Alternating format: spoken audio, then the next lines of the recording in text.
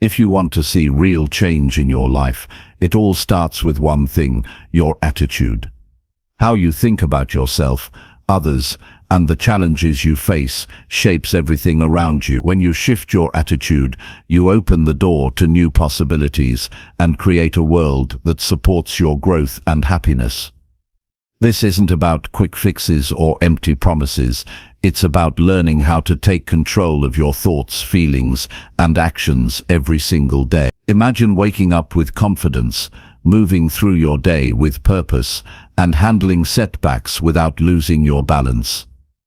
Imagine the difference it would make if you chose courage over fear, kindness over bitterness, and action over excuses. This is not just a dream, it's something you can build step by step, starting now. In this guide, you'll discover practical tools and clear steps to change your mindset, build strong habits, and live with resilience. You'll learn how to stop blaming others, how to focus on progress, and how to surround yourself with people who support your growth. The journey isn't always easy, but every choice you make can bring you closer to the life you want. If you're ready to take control of your attitude and change your world, keep reading. This is your moment to begin. Chapter 1. Change how you think to change your results. If there's one truth that shapes every outcome in life, it's this: how you think determines what you do, and what you do determines what you get. Your thoughts are the starting point of every decision, every behavior, and every result you experience. If you want your life to change, if you want better relationships, stronger health, deeper peace, more clarity, and lasting success, then you must start by changing the way you think. Nothing on the outside can shift until something on the inside does first. And that shift doesn't require talent or luck. It requires awareness, discipline, and responsibility for your own mind. Most people spend their days reacting. They respond to their circumstances, their past, and their emotions without ever pausing to ask, what am I allowing my mind to believe? Thoughts come and go, and without control they begin to define how life feels: heavy, rushed, chaotic, frustrating. But this is where the opportunity lies. You are not powerless. You are not trapped by your thoughts. You can take hold of them. You can question them. You can decide which thoughts deserve your attention and which ones must be discarded. This is how all transformation begins. Think about it like this.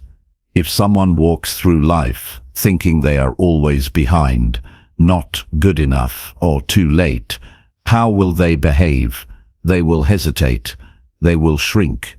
They will compare themselves to others. They will avoid opportunity and settle for comfort. Not because it's true that they are behind, but because they believed it. That belief then shaped their emotions, which shaped their behavior, which shaped their life. So many people are not held back by what's real. They are held back by what they keep repeating in their minds. But once you realize that a thought is not a command, not a sentence, not even a truth, everything changes. You can step back and look at your own mind as if you were observing it from the outside. Ask yourself, is this thought helping me or hurting me? Is it building me or breaking me? Is it true, or is it just something I picked up from fear, from someone else's opinion, or from a bad day that turned into a habit? The thoughts you entertain either open your world or close it, and the difference is massive. A person who wakes up thinking, this is a waste of time, nothing I do matters, will move through the day in a fog. They'll be distracted, passive, and uninspired. But someone who wakes up thinking, this is my chance to grow and I'm responsible for what I create, will show up differently. They will approach problems with clarity. They will move with intention. They will speak with strength and act with purpose. The outside world may be the same, but the internal world is entirely different, and it's the internal world that determines what happens next. Changing your thinking doesn't mean you pretend everything is perfect. It doesn't mean you deny problems or fake positivity. It means you choose to interpret life in a way that gives you power. Instead of saying, "I failed, so I'm a failure," you say, "I failed, so I learn." Instead of thinking, "I can't do this," you ask, "How can I do this better?" Instead of giving your energy to worry, you give it to action. It's not about ignoring reality, it's about facing it with a mindset that leads to growth, not defeat. You must become aware of the patterns that dominate your mind.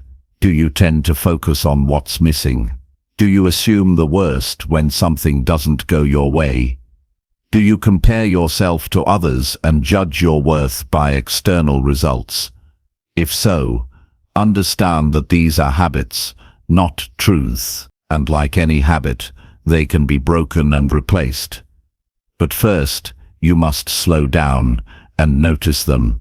Start by catching yourself when you feel discouraged, frustrated, or anxious. Ask yourself what thought came before that feeling. Trace it back. Then question it. Most of the time, the thought will be based on assumption, fear, or old programming. You can't control every thought that enters your mind, but you can control which ones you feed. When you shift your thinking, you shift your posture, your words, your presence, and your impact. A small change in your internal language can lead to massive change in your life direction.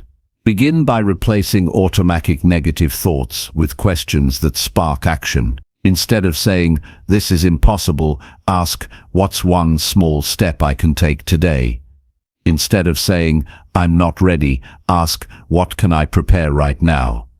These shifts are not complicated, but they are powerful. They move you from a fixed mindset to a growth mindset, from victimhood to ownership. Every time you choose a better thought, you are building mental strength. You're training your mind to support you rather than sabotage you. You're building a foundation that will hold steady in stress, pressure, and uncertainty. This is not about motivational fluff. This is about rewiring your mental operating system. Your beliefs shape your identity, and your identity drives your behavior. If you believe you're capable, you'll act like it. If you believe your past doesn't define your future, you'll stop carrying the weight of your history. If you believe that effort creates results, you'll push through discomfort. It all begins in the mind. The way you speak to yourself matters more than you realize. If your inner dialogue is full of doubt, blame, and criticism, then even the best strategies won't work, because you'll never believe they're for you. But when your inner dialogue becomes one of discipline, vision, and encouragement, you stop waiting for life to change. You start becoming the change. You do this by being deliberate about your thoughts every day. Start your mornings not with your phone or with worry, but with clarity. Ask yourself, who do I want to be today? What attitude will help me serve and grow? What challenge will I face with strength, rather than avoidance? Build a habit of checking in with your mind before the world floods in with noise and pressure. This simple discipline sets your focus and gives your day a direction. When negative thoughts arise, and they will, don't fight them with frustration. Acknowledge them, understand them, and then decide what you will do with them. You are not your thoughts. You are the thinker behind them. You have the power to choose a new thought, a better interpretation, a more useful question. And in that choice lies your freedom. People who live with purpose are not free of fear or doubt. They simply don't allow fear or doubt to control their mindset. They choose what to focus on.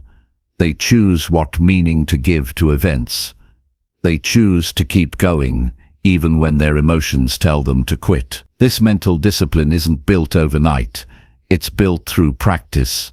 Every time you respond with strength instead of weakness, with purpose instead of panic, you're reinforcing a new pattern. Over time, these patterns create a new identity. You no longer see yourself as someone who is lost or reactive. You see yourself as someone who thinks clearly, acts decisively, and grows through whatever comes. That identity then produces new behaviors. You take initiative. You pursue your goals. You leave behind what doesn't serve you. And those behaviors create new results. More clarity, stronger confidence, deeper relationships, greater peace. Everything begins in the mind. Before you can change your habits, your income, your health, or your relationships, you must change the way you think. You must take full ownership of your inner world. No one else can do this for you. Not a book, not a speaker, not a friend. This is your responsibility. And it's the greatest responsibility you'll ever take on. Because once you master your thoughts, you begin to master your life. This is not always easy. Your old thought patterns will resist change. You'll fall back into doubt or negativity. But that's not failure. That's training. Each time you catch yourself and choose a better thought, you're getting stronger. Each time you shift from reaction to reflection, you're gaining wisdom. Each time you speak truth to the lies in your head, you're growing into your potential. You are capable of extraordinary change, but it starts with what you say to yourself when no one is listening. It starts with what you focus on when things don't go your way. It starts with how you interpret your challenges. If you want new results, you need new thoughts. And if you want new thoughts, you need to become intentional about what you allow in your mind. Your world changes when your attitude changes, because your attitude shapes what you notice, what you expect, and what you pursue. A defeated mind creates a defeated life. A resilient mind creates a meaningful life. The power is already in you. Now it's time to use it. Not by wishing, not by hoping, but by deciding. Decide that your thoughts will no longer be random. Decide that your mindset will reflect your values. Decide that from this moment forward, you will train your thinking the same way an athlete trains their body, with focus, with effort, with discipline. Because your thoughts are not small. They are the seeds of your future. And the life you create starts with the attitude you choose today. Chapter 2.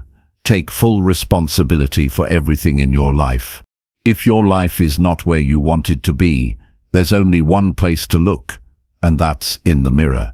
This isn't about blame, it's about power. As long as you believe your situation is because of someone else, you are giving away the only power you have to change it.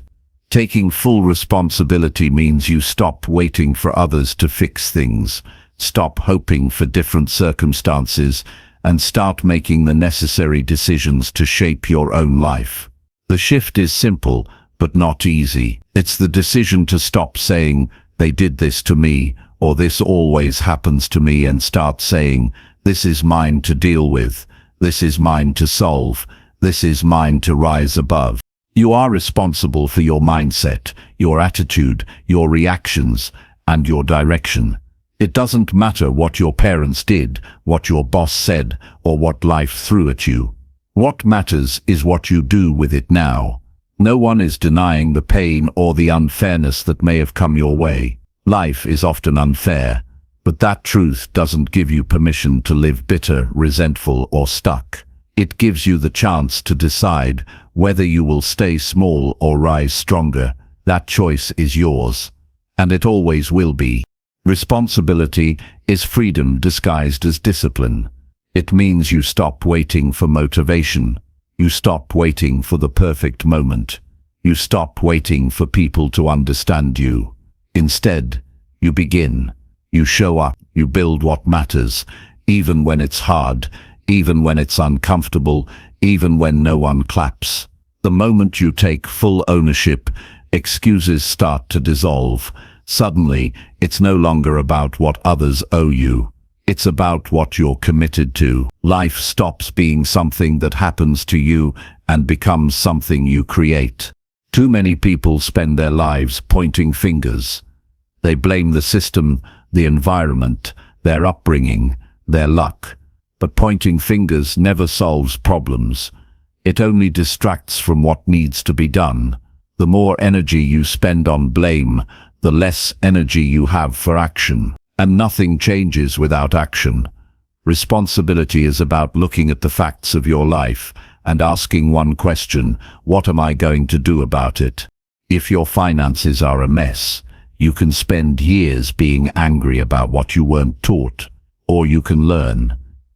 If your relationships keep falling apart, you can stay stuck in stories about how people always let you down, or you can start working on how you communicate, how you listen, and who you choose to trust. If your health is falling apart, you can complain about how hard it is to change, or you can start small, be consistent, and honor the body you live in. Everything changes when you stop avoiding the hard truth and start doing something about it. When you take full responsibility, you start making decisions based on where you want to go, not where you've been. You stop replaying the past. You stop waiting for a break. You stop explaining your limitations. You start living with clarity and direction. This isn't about being perfect. You will still fall short. You will still make mistakes. But instead of running from those moments or hiding behind shame, you face them. You learn from them. You grow through them. Every time you choose responsibility over blame, you strengthen your character. You start trusting yourself. You stop needing others to validate you. You no longer need to be rescued because you know how to rise. This is not something that happens in a single moment. It's a practice. It's the way you respond when something goes wrong. It's how you show up when you're tired. It's the quiet decision to be better even when no one is watching. Taking full responsibility doesn't mean you control everything. You can't control the weather. You can't control what someone else says or does. You can't change the past. But you can control how you show up in the storm. You can control your effort, your learning, your responses. You can control the path you choose, moving forward. That's all you need. Waiting for things to be fair or easy only delays your growth. Life won't wait, and neither should you. There will always be people who choose to stay victims. They want someone to blame. They want to feel right more than they want to be free. But that path leads nowhere. It leads to bitterness, stagnation, and regret. You have a different path in front of you. It's the path of ownership, the path where you say, whatever happens, I will rise. I will take the lesson. I will build something better. That kind of attitude creates strength that can't be taken from you. Think about the areas in your life right now that feel stuck. Ask yourself, where am I avoiding responsibility? Where am I waiting for someone else to change? Where am I using the past as an excuse for not moving forward? These are the places where your power is buried, and once you see it, you can begin to claim it. Taking responsibility is the foundation of growth because it forces you to look at reality without filters. It demands honesty. If you're not consistent, say it. If you've been blaming others, admit it. If you've been playing small, own it. Only then can you begin to improve. You don't have to fix everything overnight, but you do have to start. You do have to decide that your life is your responsibility, not just the good parts, but all of it. Responsibility is not punishment. It is the highest form of self-respect. It means you believe your actions matter. It means you believe you can do something about your situation, and that belief, repeated daily, transforms everything. People who take full responsibility live differently. They don't wait for approval. They don't expect handouts. They aren't controlled by moods. They are guided by vision, by discipline, by the willingness to do the work even when it's invisible. There is a quiet confidence that grows when you live this way. Not because life gets easier, but because you become stronger. You stop needing the world to behave a certain way for you to be at peace. You carry your peace with you. You carry your focus with you. You become someone who doesn't avoid hard things, but walks straight into them with a steady mind. Responsibility is the gateway to personal freedom. Once you take ownership of your thoughts, your time, your choices, and your energy, you no longer feel helpless. You no longer wait for someone else to fix your life. You become the one who creates the change. This is what separates those who grow from those who stay the same. It's not intelligence or talent. It's the willingness to say, "This is my life. I own it." Start with the small things. Stop blaming traffic for your lateness. Stop blaming your phone for your distractions. Stop blaming your past for your present behavior. The moment you stop giving your power away, you begin to take it back. And when you start taking it back, everything opens. Your goals feel possible. Your discipline gets sharper. Your vision becomes clearer. Not because life gave you a new chance, but because you gave yourself one. Every day is a chance to take responsibility for your next step. It doesn't matter what yesterday looked like. What matters is what you do now. Will you wait for things to change, or will you become the one who changes them? That decision belongs to you, and the longer you delay it, the more time you waste. This is your life. No one else is coming to live it for you. No one else can decide how you spend your time, how you use your energy, or how you face your challenges. Only you can do that. The more you accept this, the stronger you become, and that strength will carry you through the storms, through the silence, through the setbacks. Not because life is easier, but because you've built the mindset to meet it with power. So take full responsibility for your choices, for your habits, for your direction. Do it not because you have to, but because you're ready. Ready to stop blaming, ready to stop waiting, ready to live fully. And when you do, the world around you will begin to change, because you changed first. Chapter 3. Train your mind to see what is good. Your mind is always looking for something. It scans your surroundings, your conversations, your memories, and your expectations, constantly filtering what to focus on and what to ignore. What you train it to look for determines how you feel, how you act, and how you live. When your mind is trained to search for the negative, the disappointing, or the frustrating, that's what you experience. Not because that's all that exists, but because that's what you've conditioned yourself to see. If you want to feel lighter, stronger, and more stable, you must train your mind to see what is good every single day. It doesn't take effort to notice what's wrong. That's the default setting for most people. We are surrounded by problems, noise, criticism, and fear. But just because something is loud doesn't mean it deserves your attention. You have to choose what you focus on, not once, but repeatedly. Training your mind is like training a muscle. It requires practice, it requires awareness, it requires repetition, and most importantly, it requires the willingness to let go of habits that do not serve your peace.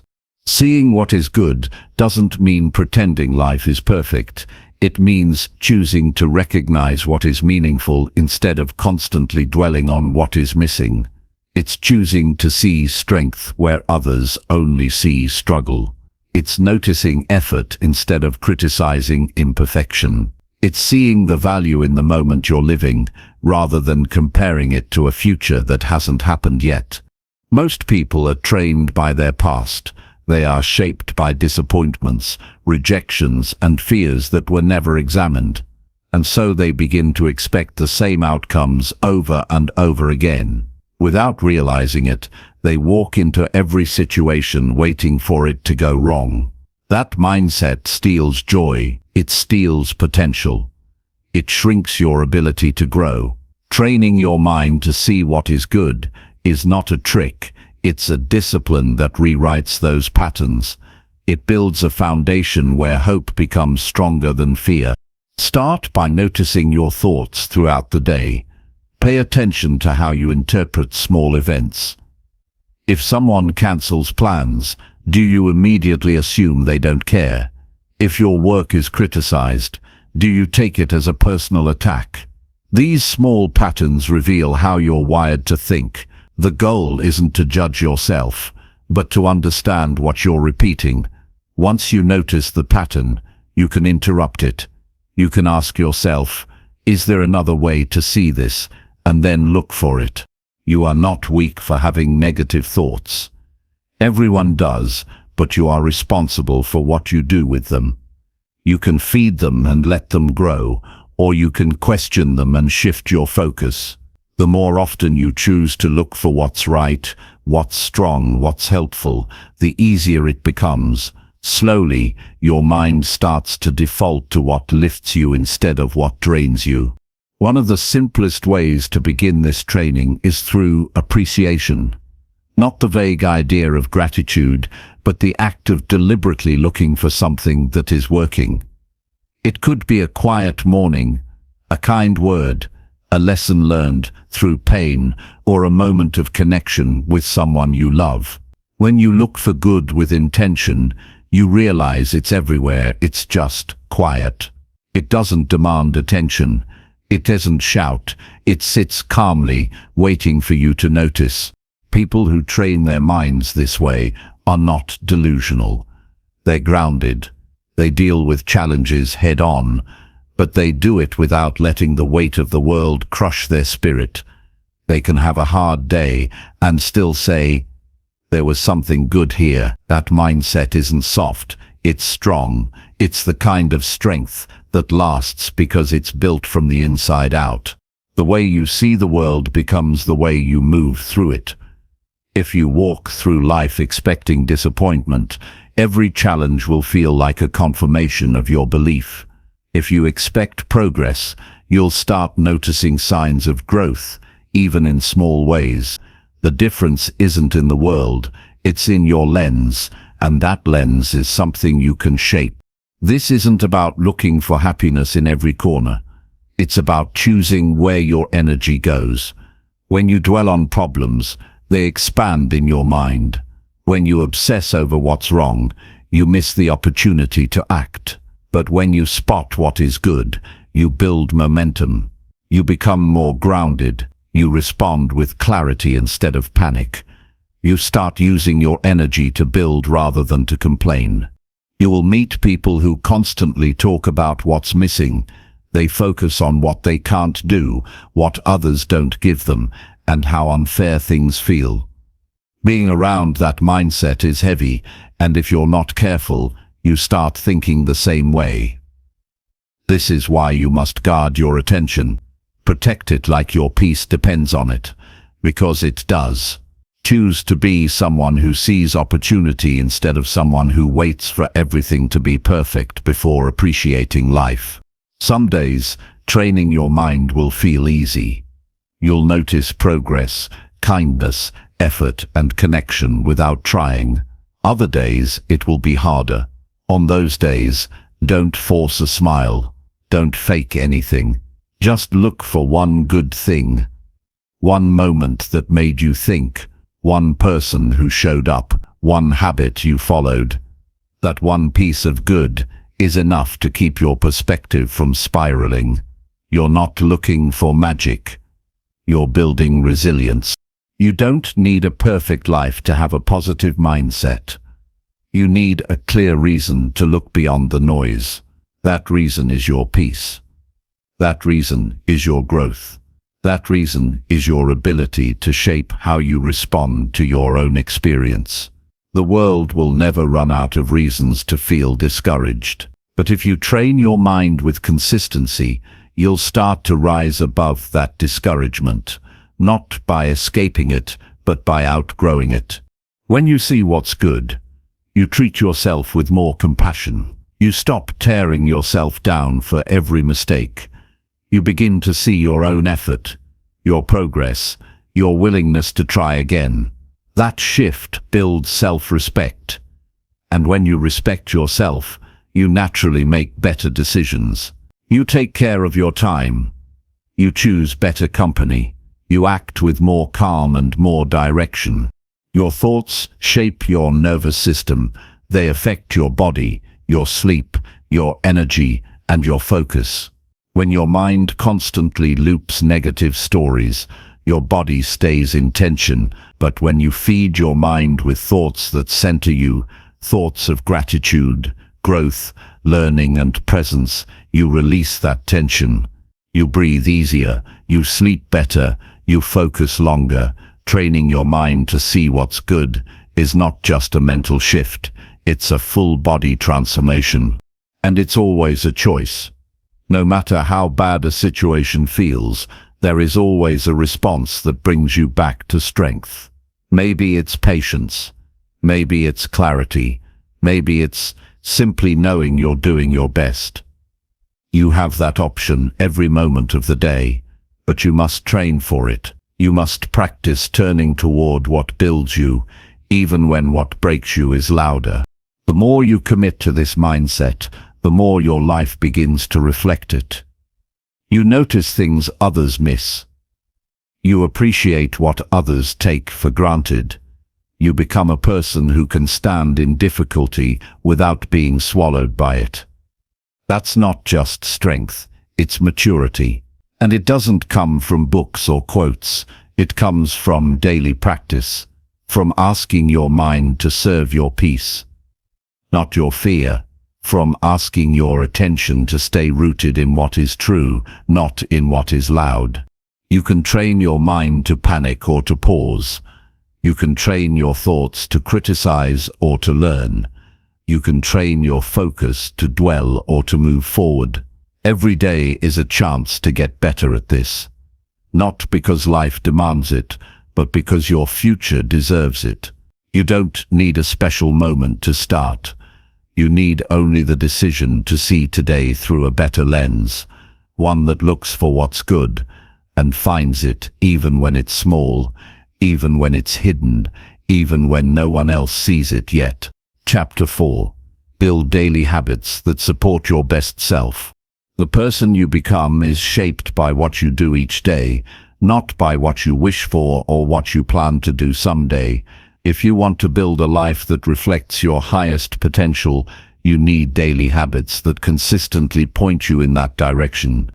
Your habits are the invisible structure that carries you through every season of your life.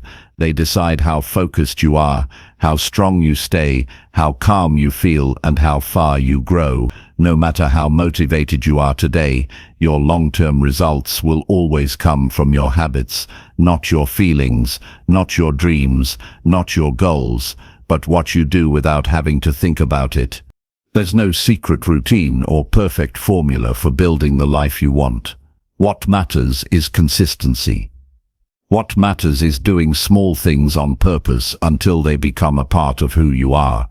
You don't need to change everything at once. You need to be clear about who you want to become and start acting like that version of yourself in the smallest ways. One small act done daily has more power than a burst of inspiration followed by a return to your old patterns. Habits are what keep you grounded when motivation disappears. They make success a process, not an accident. The biggest mistake most people make is trying to overhaul their life overnight. They start with intensity instead of simplicity. They build routines that exhaust them instead of support them. Then they burn out and believe they failed. The truth is, building daily habits that support your best self is not about how hard you work, but how smart you start. A strong habit is one that fits into your life and stays there without forcing it. It becomes part of your rhythm, and over time it rewires how you think, how you respond, and how you grow. You begin by choosing one habit that aligns with your values. If clarity is important to you, then start with a daily journal. If health matters, then commit to a walk every morning. If peace is your goal, then protect a few minutes of silence at the start of your day. Don't wait for life to slow down to create structure. Create structure so that life feels less chaotic. Habits give your mind and body something to return to. They anchor you in discipline when your emotions try to pull you away from your purpose. Every habit you build is either working for you or working against you. Scrolling for an hour before bed seems harmless until you realize it's stealing your sleep and draining your next morning. Skipping meals might feel efficient until you see how it affects your energy and mood. Putting off small tasks might feel easier in the moment, but it builds mental clutter that follows you everywhere. Pay attention to the patterns you repeat, because those patterns are shaping your future, whether you mean for them to or not. Supporting your best self is not about doing more. It's about doing what matters with more intention. A strong morning routine sets the tone for the entire day. Even 5 minutes of stillness, movement, or planning can shift your mindset before the world makes demands on your time. Starting your day with control reminds you that you are not just reacting, you are leading your life forward. When you protect your mornings, you carry more strength into everything that follows. Habits also protect your time. They remove the burden of decision-making. When something becomes a habit, it doesn't require negotiation. You don't have to convince yourself every day to do it. You just do it because it's part of your identity. That's why it's so important to start small. Build habits that are so simple, they're hard to skip. If you want to write, start with 1 sentence. If you want to stretch, begin with 2 minutes. If you want to read, start with 1 page. Consistency matters more than intensity. Frequency creates familiarity. Familiarity creates identity. When you commit to habits that reflect your highest self, you begin to feel more in control. You stop being pulled in 1,000 directions. You stop wasting energy on things that don't serve you. You feel more aligned, more prepared, and more capable of handling life's challenges. And over time, you start to believe in yourself, not because of one big success, but because of the discipline you keep proving to yourself in private. There will be days when your habits feel boring, repetitive, or even pointless. That's part of the process. The point of a habit is not to impress, it's to anchor. Your best self is not someone who chases excitement all the time. Your best self shows up, even when there's no applause, no rush, and no visible reward. Your best self keeps promises, not just to others, but to yourself. That kind of integrity is rare, and it's powerful. It builds trust in yourself that no one can take from you. As you build better habits, your standards change. You become more aware of what drains you and what elevates you. You begin saying no to distractions, not out of guilt, but out of clarity. You recognize that every time you choose discipline over comfort, you are reinforcing a stronger identity. You are reminding yourself that your future matters more than temporary ease. That shift doesn't happen overnight, but it does happen through every small act of alignment. Your environment plays a major role in your habits. Don't rely only on willpower. Set up your space to support your goals. Put the book on your pillow if you want to read before bed. Lay out your workout clothes the night before. Turn off notifications if your focus matters. Remove the obstacles that pull you off track. Make it easier to do what's right and harder to slip into distraction. You don't need more self-control. You need a better system. Track your habits, not to chase perfection, but to notice progress. When you see that you've shown up 10 days in a row, you'll start seeing yourself as someone who follows through. That identity is what will carry you through the tough days. Progress fuels belief. Belief fuels effort. Effort fuels transformation. Even on the days when you feel off, the act of showing up keeps you connected to your purpose. Eventually, your habits will become part of your character. You'll no longer say, "I'm trying to be focused." You'll say, "I am focused." You won't say, I want to be consistent. You'll say, I am consistent.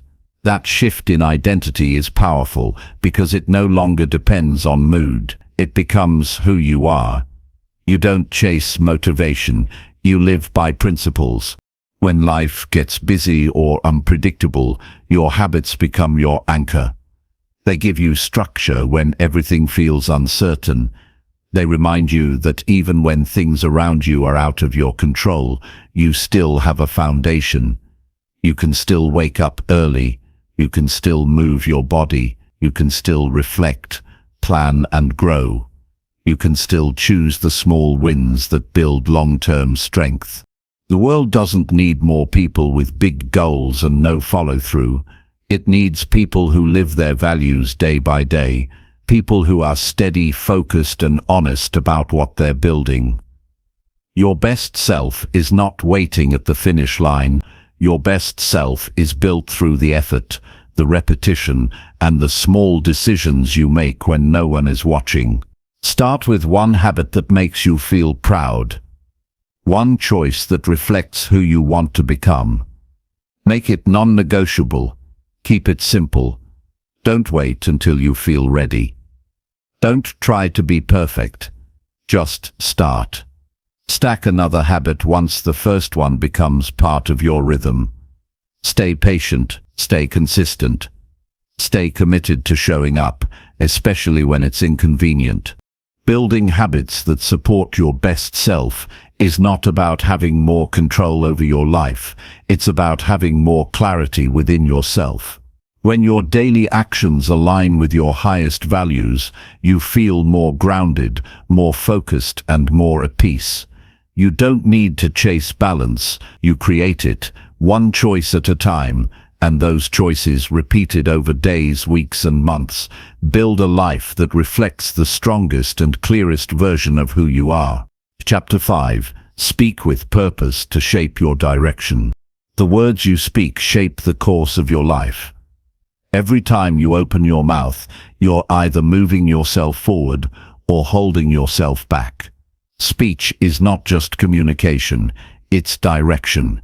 It reveals how you think, what you believe, what you expect, and what you accept. If you want to live with intention, you must speak with intention.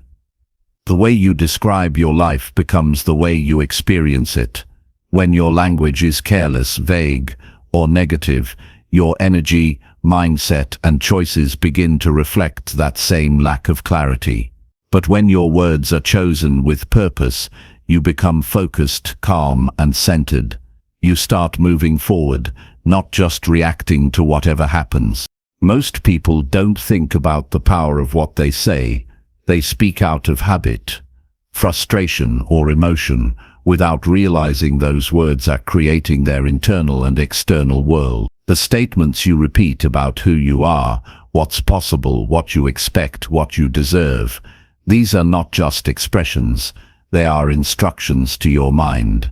They become a blueprint for how you live. When you say you're stuck, your actions follow that belief. When you say you'll figure it out, your brain starts working towards solutions. Your speech either builds walls or opens doors, and you choose which one with every word. You don't need to be loud or eloquent to speak with purpose. You need to be clear. Purposeful speech is grounded. It is aware. It doesn't waste energy on gossip, complaints, or self-pity. It focuses on progress, clarity, and direction. When you speak with purpose, you say what you mean, and you mean what you say. You don't overpromise. You don't dramatize. You speak from a place of truth, not reaction. That kind of communication creates trust with yourself and with others. The most powerful shift you can make is to stop using language that weakens you. Replace "I can't" with "I will try." Replace "it's too hard" with "this will take effort." Replace "I'm always failing" with "I'm still learning." These aren't just nicer phrases, they're mental shifts that reinforce responsibility instead of helplessness. Purposeful speech turns problems into challenges and turns obstacles into growth opportunities. The words you choose train your brain how to respond to life. You also have to be mindful of how you speak about yourself. Self-talk is not just something that happens in your mind, it often leaks out in your daily language. Pay attention to how you describe your abilities, your future, your value. If you constantly say you're tired, broken, unlucky, or behind, your energy begins to match those statements. But when you speak with confidence, even quietly, you begin to stand differently. Your decisions carry more weight. Your presence grows stronger, not because you're pretending to be something you're not, but because you're choosing to speak as someone who knows their direction. When you speak with purpose, you also speak less. You don't waste time explaining yourself to people who don't understand your values. You don't get pulled into arguments that have no purpose. You don't say things just to fill silence. Instead, you speak to create clarity. You speak to express what matters. You speak to lead yourself out of confusion and into action. Purposeful speech doesn't try to prove anything. It brings peace instead of noise. It moves conversations forward. It makes room for honesty and connection. This mindset also applies to how you speak to others. Words can build or break people. You can lift someone with a sentence or discourage them for days. Speaking with purpose means being aware of your impact. It means choosing to listen before you respond. It means using your words to solve, not to shame. In every relationship, personal or professional, your ability to speak clearly, kindly, and firmly will shape the quality of that connection. Strong communication doesn't come from saying more, it comes from saying what's necessary with care and clarity. The way you speak about the future matters. If you constantly describe what you're afraid of, what might go wrong, what you don't want, your energy stays rooted in fear. But when you speak about what you're building, where you're headed, and what matters to you, you give yourself a target. You tell your mind what to focus on. This doesn't mean you ignore challenges. It means you stop feeding them with your voice. Your words become the foundation of your vision. You also must be aware of the tone you use when you speak. Your tone communicates just as much as your words. If your words say one thing but your tone says something else, people will believe the tone. If you're sarcastic, bitter, dismissive, or impatient, even the right words can land wrong. But if you speak with calm, respect, and sincerity, your message carries weight. Purposeful speech is not just about vocabulary, it's about intention, it's about being fully present when you speak, and fully responsible for what you say. Sometimes the most powerful way to speak with purpose is to choose silence. Not everything needs a response. Not every opinion needs to be expressed. Not every conflict needs your voice. Silence, when used with awareness, creates space for clarity. It gives you time to respond instead of react. It helps you listen more deeply and understand more clearly. Choosing when to speak and when to stay quiet is a form of wisdom that sharpens your focus and deepens your strength. Practice speaking with purpose by becoming more aware of your language throughout the day. Notice the phrases you use without thinking. Pay attention to your tone, your volume, your message. Ask yourself whether your words are leading you closer to your values or pulling you away from them. Are you speaking to impress or to express? Are you speaking from fear or from truth? Are you speaking with direction or just reacting to the moment? Even small changes in your language can have a huge impact on your confidence, your relationships, and your ability to stay grounded. Instead of saying, "I hope," start saying, "I will." Instead of saying, "I don't know," start saying, "I'll find out." Instead of saying, "That's just how I am," start saying, "I'm working on it." These shifts might seem simple, but over time, they change how you see yourself and how others see you. Purposeful speech is not about being perfect. It's about being present. It's about taking ownership of your words, because they are an extension of your beliefs and your vision. When you speak with purpose, you begin to live with more purpose. Your words align with your actions. Your values show up in your communication, and your life begins to move in a direction that feels strong, clear, and intentional. You have the power to use your voice to change your future, not by speaking louder, but by speaking with clarity, not by impressing others, but by guiding yourself. Every word you say is a choice. Make that choice count. Speak with direction. Speak with integrity. Speak with the awareness that your words are building your path. And over time, that path becomes the life you live. One word, one sentence, one conversation at a time. Chapter 6. Surround yourself with people who lift you. The people around you are not neutral.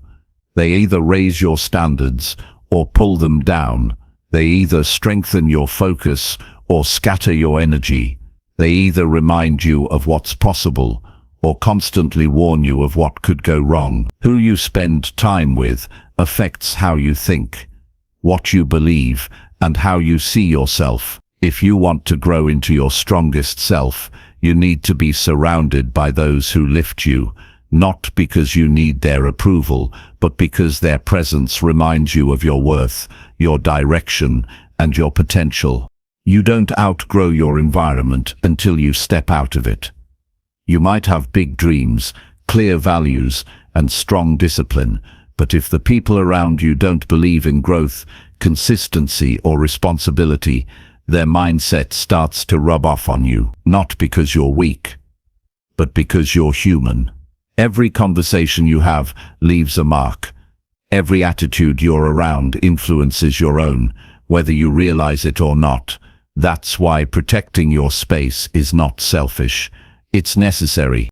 Support doesn't always look like loud cheerleading. Sometimes, the people who lift you are the ones who hold you accountable. They challenge your excuses. They remind you of who you said you wanted to become. They don't let you settle for average when they know you're capable of excellence. These people are rare. You won't find them by chance. You have to be intentional about keeping them close, learning from them, and contributing back to them. Pay attention to how you feel after spending time with someone. Do you feel clearer or more confused? Do you feel energized or emotionally drained? Do you feel more grounded or more reactive? The answers will tell you more than their words ever could. People don't need to be toxic to be wrong for your growth. Some people are simply not aligned with where you're headed. That's not a judgment of their worth. It's a recognition of your direction. There are people who will always remind you of your past. They will only see you through the lens of who you used to be. They'll downplay your efforts because they're uncomfortable with your growth. Keeping these people close will slow you down, not because they're bad, but because they don't reflect your future. You don't owe loyalty to a version of life that no longer fits. You owe truth to the person you're becoming. Your inner circle should challenge you to be better without making you feel like you're not enough. They should encourage your ambition without mocking your discipline. They should respect your boundaries without making you feel guilty. These are the people who raise your standards just by the way they live. You don't have to explain your hunger for growth around them because they live it too. Being around them makes you sharper, more focused, and more at peace with the journey ahead. Choosing to be around people who lift you doesn't mean cutting everyone off. It means being honest about who influences you most. You can love someone deeply and still limit the role they play in your life. You can care about someone and still choose not to share your plans with them if their energy doesn't support your clarity. Not everyone needs access to your goals. your vision, or your inner world. Protecting your peace sometimes means limiting the noise around you. Growth requires space, and that space is often created by distance from people, conversations, and dynamics that keep you stuck. This doesn't make you cold or disloyal. It makes you responsible for your energy. It means you value your mental clarity enough to guard it. You're not above anyone. You're simply committed to what's ahead of you more than what's behind you, and that choice takes strength. The people who lift you will never compete with your growth. They won't try to dim your light to feel better about their own. They will celebrate your wins because your progress doesn't threaten them. In fact, it inspires them, and they'll offer support when you're struggling. Not out of pity, but because they know you're capable of rising again. These people are rare, and they're worth holding on to. Sometimes, the person who lifts you the most won't say much at all. They lead by example. They live with integrity. They show up with consistency. Their habits, their focus, their character remind you of what's possible. Being in their presence makes you want to be better, not to impress them, but because they raise your standards just by how they live. Seek out people like this. Learn from them. Support them. Grow with them. As you elevate your life, you may feel lonely at times. That's normal. When you outgrow certain dynamics, there's a space between who you were and who you're becoming. Don't rush to fill that space with noise. Use it to deepen your clarity. The right people will come, not when you're desperate, but when you're aligned.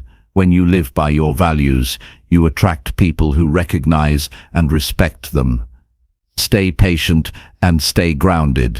You also have to be the kind of person who lifts others. Don't just look for encouragement, offer it. Don't just expect honesty, speak it. Don't just want accountability, provide it. The more you live with integrity, the more you draw others who do the same. Energy finds energy, purpose finds purpose. Discipline finds discipline. Build relationships that are rooted in mutual growth, not one-sided support. Surrounding yourself with people who lift you isn't about building a perfect group. It's about finding people who are real, who are honest, who don't run from hard conversations, who want to grow even when it's uncomfortable, who live with purpose, not performance. These are the people who help you stay grounded when life gets messy. They remind you of who you are when you forget. They don't fix you. They walk with you. As you grow, you'll start to notice who speaks life into your goals and who speaks doubt into them. Pay attention to that. The people closest to you should believe in your potential, even when you're struggling to see it yourself. They don't need to understand every detail, but they need to respect your effort. If someone constantly minimizes your vision, your ambition, or your boundaries, that's not support. That's resistance disguised as concern. You deserve relationships that don't leave you feeling small. You deserve conversations that stretch your thinking. You deserve friendships that support your evolution, not just your comfort. Don't settle for proximity when what you need is alignment. Don't settle for familiarity when what you need is growth. Your circle should be a reflection of your future, not just a reminder of your past. You become what you're surrounded by. That's not a slogan, it's a fact. If you spend time around people who complain, you'll start to see the world through their eyes. If you spend time around people who rise, you'll start believing you can too. Choose your circle like your life depends on it, because it does. And once you find the people who lift you, honor them, support them, grow with them. Together you'll move forward with strength, clarity, and purpose. Chapter 7. Let go of anger and choose inner calm. Anger is a natural emotion, but when left unchecked, it becomes a heavy weight that blocks peace, clarity, and personal growth. Holding on to anger drains your mental energy, affects your health, clouds your decisions, and damages your relationships. Choosing inner calm doesn't mean you never feel anger. It means you stop letting it lead your life. The truth is, most people carry more anger than they admit. It hides behind irritation, sarcasm, cold silence, and constant frustration. But that anger doesn't just stay in one place. It spills into how you treat others, how you view yourself, and how you respond to challenges. Releasing it is not weakness, it's strength that protects your emotional space. Many people hold on to anger because they believe it gives them control. They think being angry makes them powerful or protects them from being hurt again. But anger does not give you control. It controls you. It narrows your vision, fuels your ego, and disconnects you from your calm, wise self. When you act from anger, you react without thinking. You say things you regret. You make choices that reflect your emotion, not your values. And the damage that comes from those moments often takes longer to repair than the situation that caused the anger in the first place. Letting go of anger is not about pretending that what happened was okay. It's not about forgetting or accepting unfairness. It's about choosing to stop letting the past write your future. When you hold on to anger, you're staying mentally connected to the pain. You keep revisiting it. You replay conversations. You build resentment.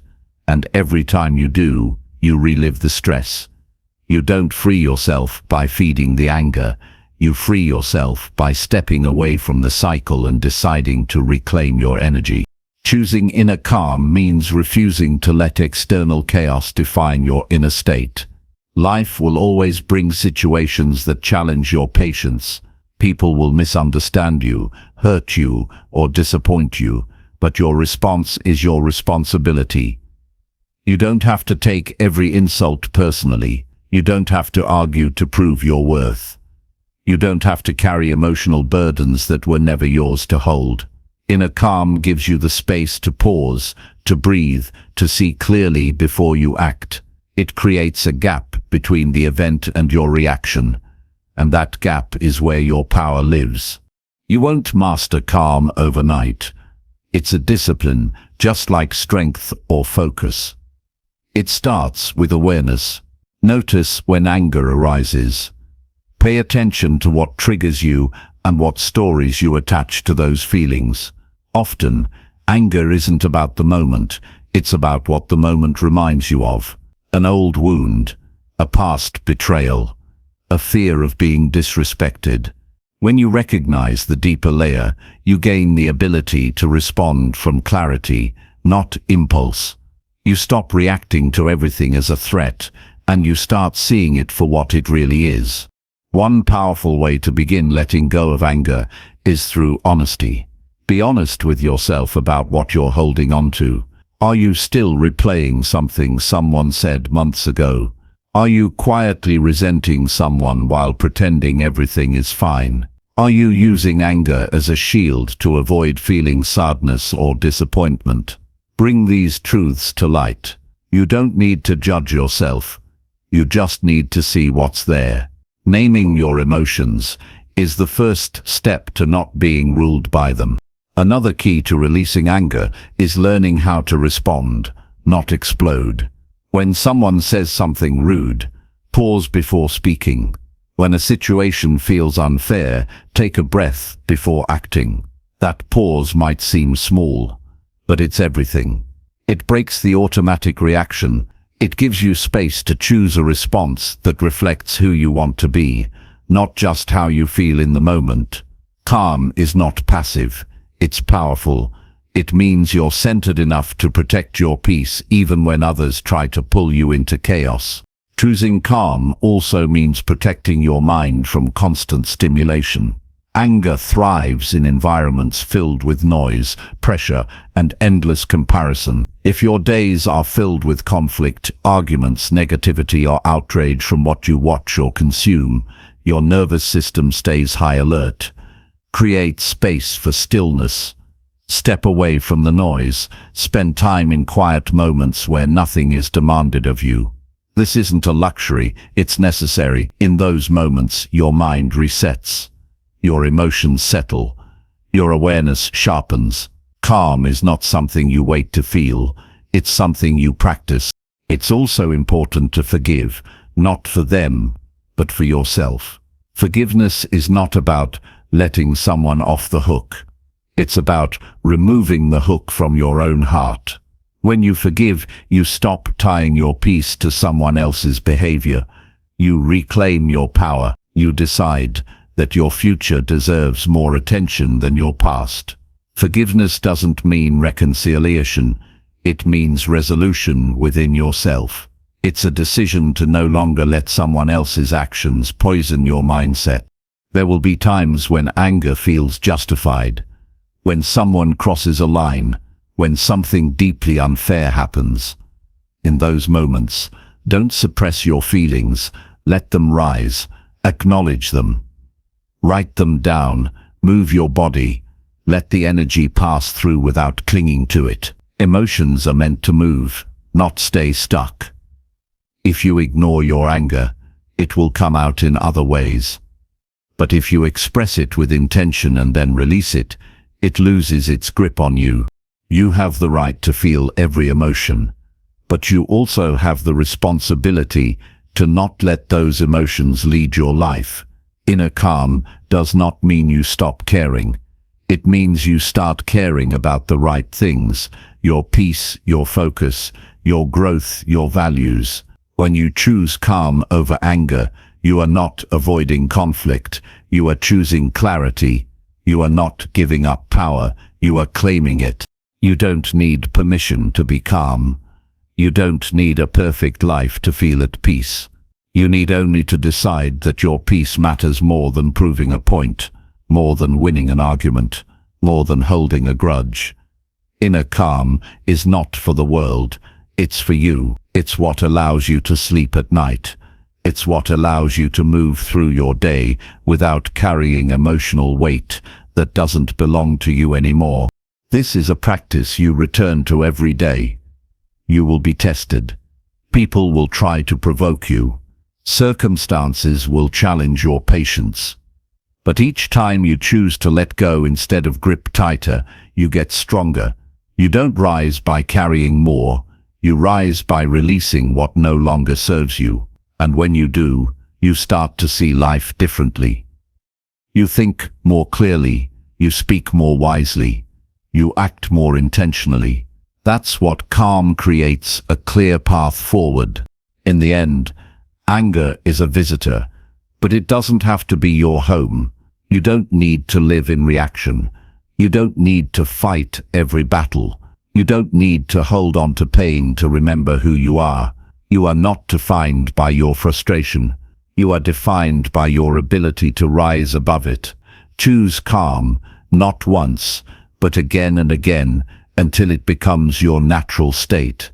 Not because life is easy, but because you've learned how to lead yourself through it, with strength, with clarity, with peace. Chapter 8. Focus on progress, not on chasing perfection. Chasing perfection keeps you stuck while progress moves you forward. Many people wait until everything feels right before they begin. But that mindset guarantees delay, frustration, and burnout. Perfection is not a goal, it's a trap. It convinces you that unless everything is flawless, it's not worth doing. That unless the plan is complete, the effort doesn't matter. That unless the outcome is impressive, it shouldn't be shared. And that thinking quietly kills growth. Real success comes from movement. It comes from action. Even when you're uncertain, it comes from choosing to begin where you are and letting improvement happen through the process. Progress is not glamorous, it's not dramatic, it's small steps repeated without applause. It's the willingness to start something and improve it along the way.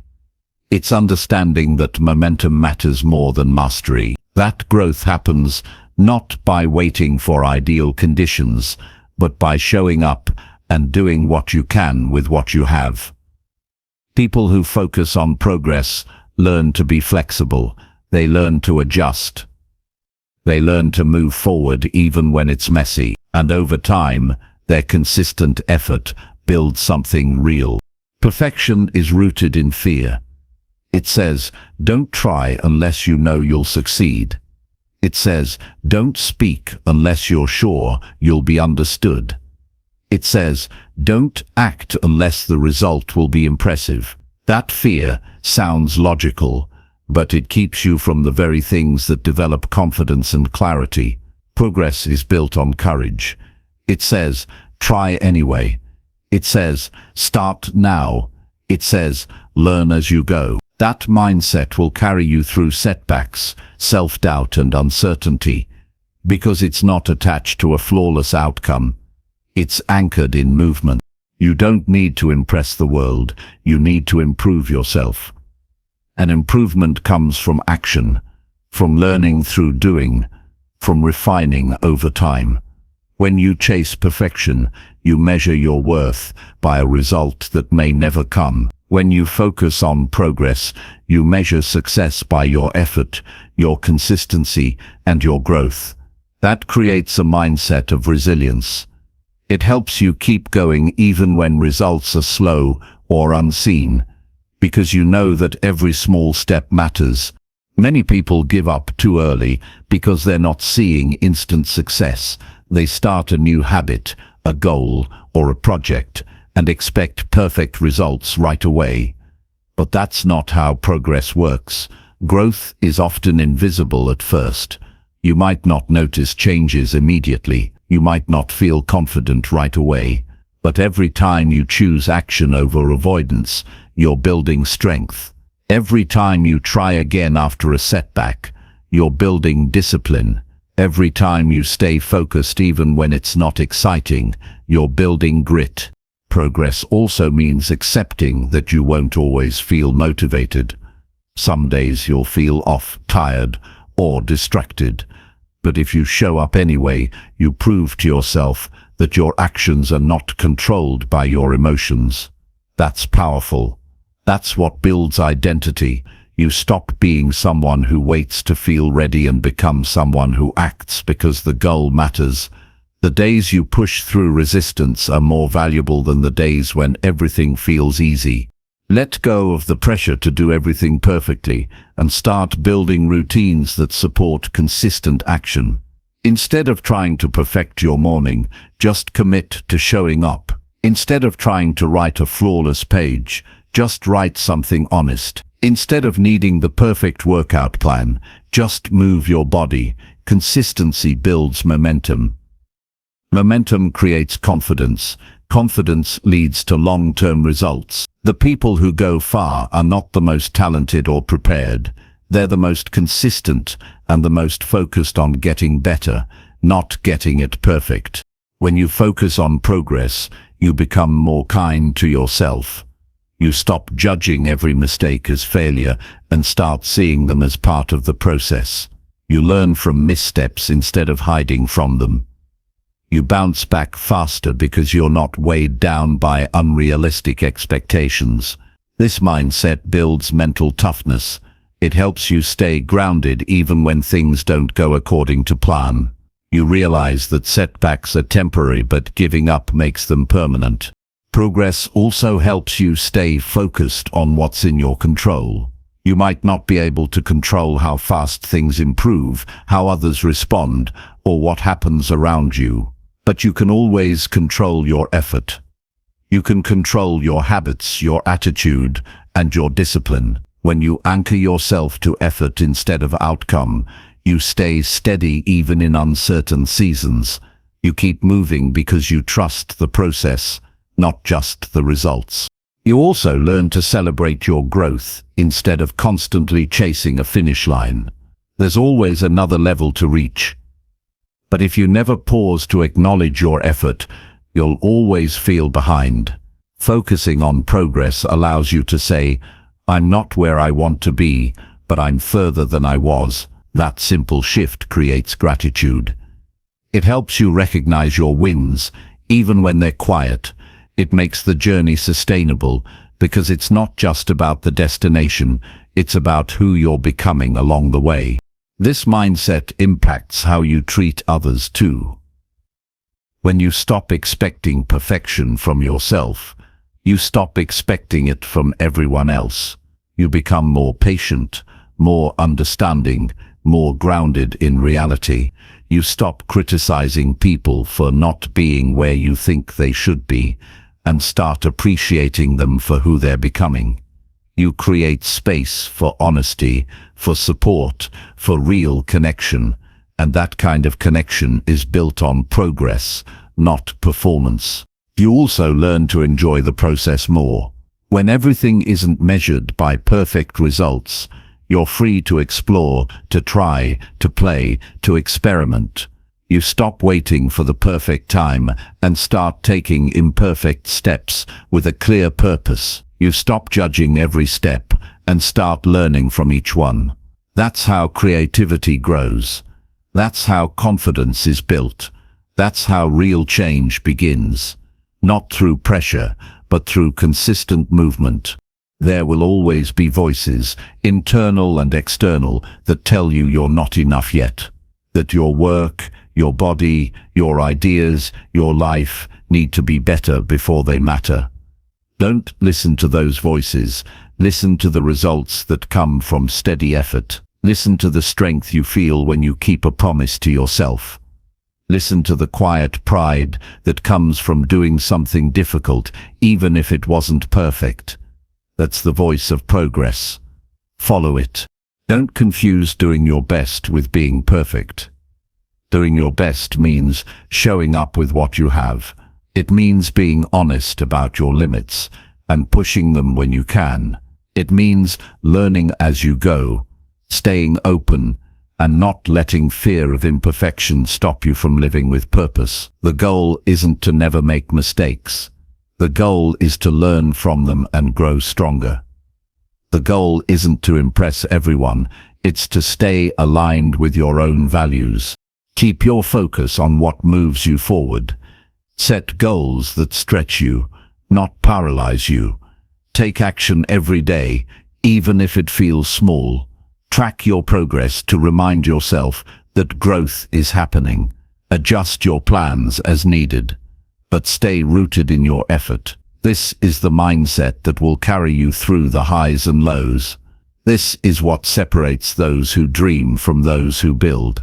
Progress is powerful because it builds belief. Every step forward tells your mind that change is possible. Every improvement, no matter how small, creates momentum. Don't let perfection steal that from you. Don't let the illusion of flawlessness rob you of the progress that's right in front of you. Start now. Stay consistent. Focus on progress and keep moving forward, one real step at a time. Chapter 9. Choose action over excuses every single time. Excuses are easy. They're always available, always convincing, and always justifiable if you want them to be. You can find one for almost anything. Why you didn't start, why you stopped, why you're not where you should be, or why you think it's too late. But every time you choose an excuse, you delay your progress. You give up control and hand your power over to something external. Action, on the other hand, puts the power back in your hands. It demands effort. It requires honesty. It pushes against resistance. But it's the only path that moves you forward. When you choose action over excuses, you train your mind to take responsibility, not seek escape. Most people don't fail because they lack talent. They fail because they wait. They tell themselves they'll start when they have more time, more clarity, more support, or more confidence. But that day rarely comes. Conditions are never perfect. The truth is, you're never going to feel fully ready. That's why action is essential. It breaks the cycle of delay. It silences the voice that keeps telling you to wait for the right moment. Every small step you take builds momentum, And momentum is what breaks fear, hesitation, and doubt. Excuses often sound logical. They are wrapped in reasons that appear valid on the surface.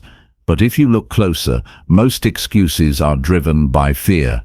Fear of failure, fear of judgment, fear of discomfort, fear of not being good enough. That fear convinces you that doing nothing is safer than risking effort.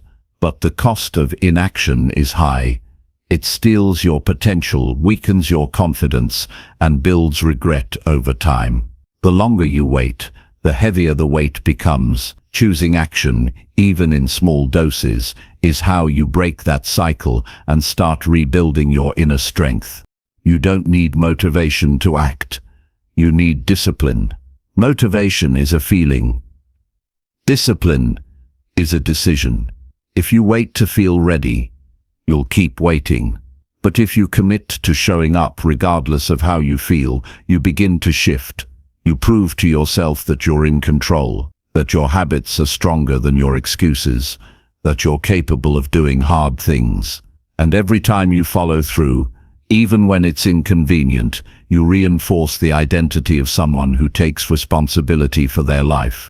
Action builds clarity.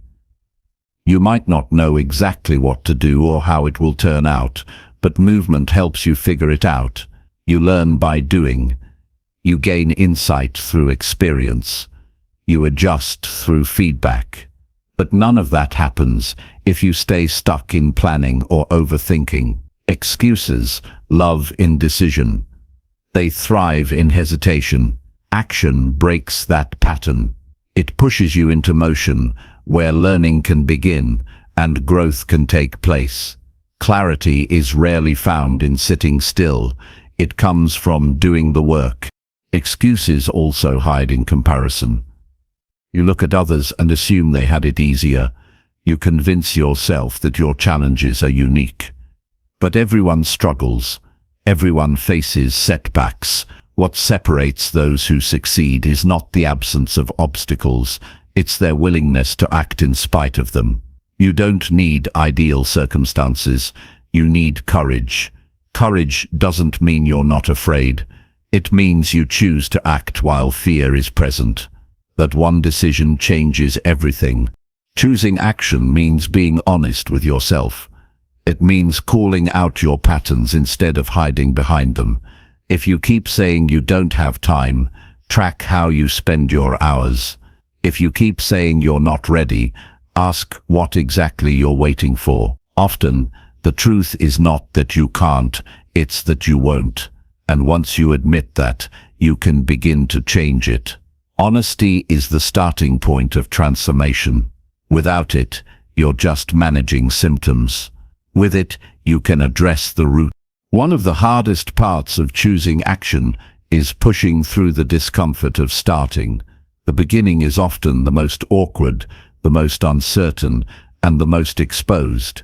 You feel vulnerable, unsure, and impatient, but the beginning is also where the most growth happens. It's where your courage is built, where your commitment is tested, and if you can stay focused through those early stages, you'll build resilience that carries into every part of your life.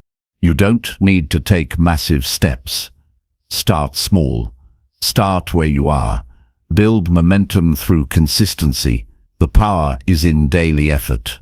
In the decision to act when it's easier to delay.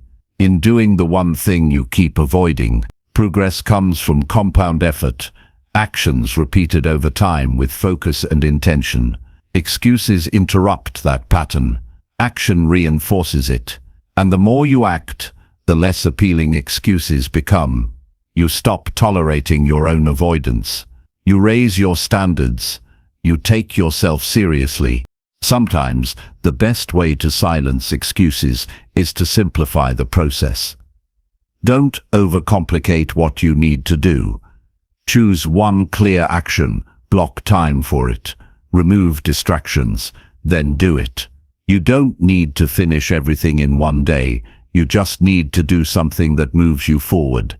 The people who make the most progress aren't the ones who do everything. They're the ones who do something consistently. They don't waste time trying to be perfect. They commit to showing up and improving along the way.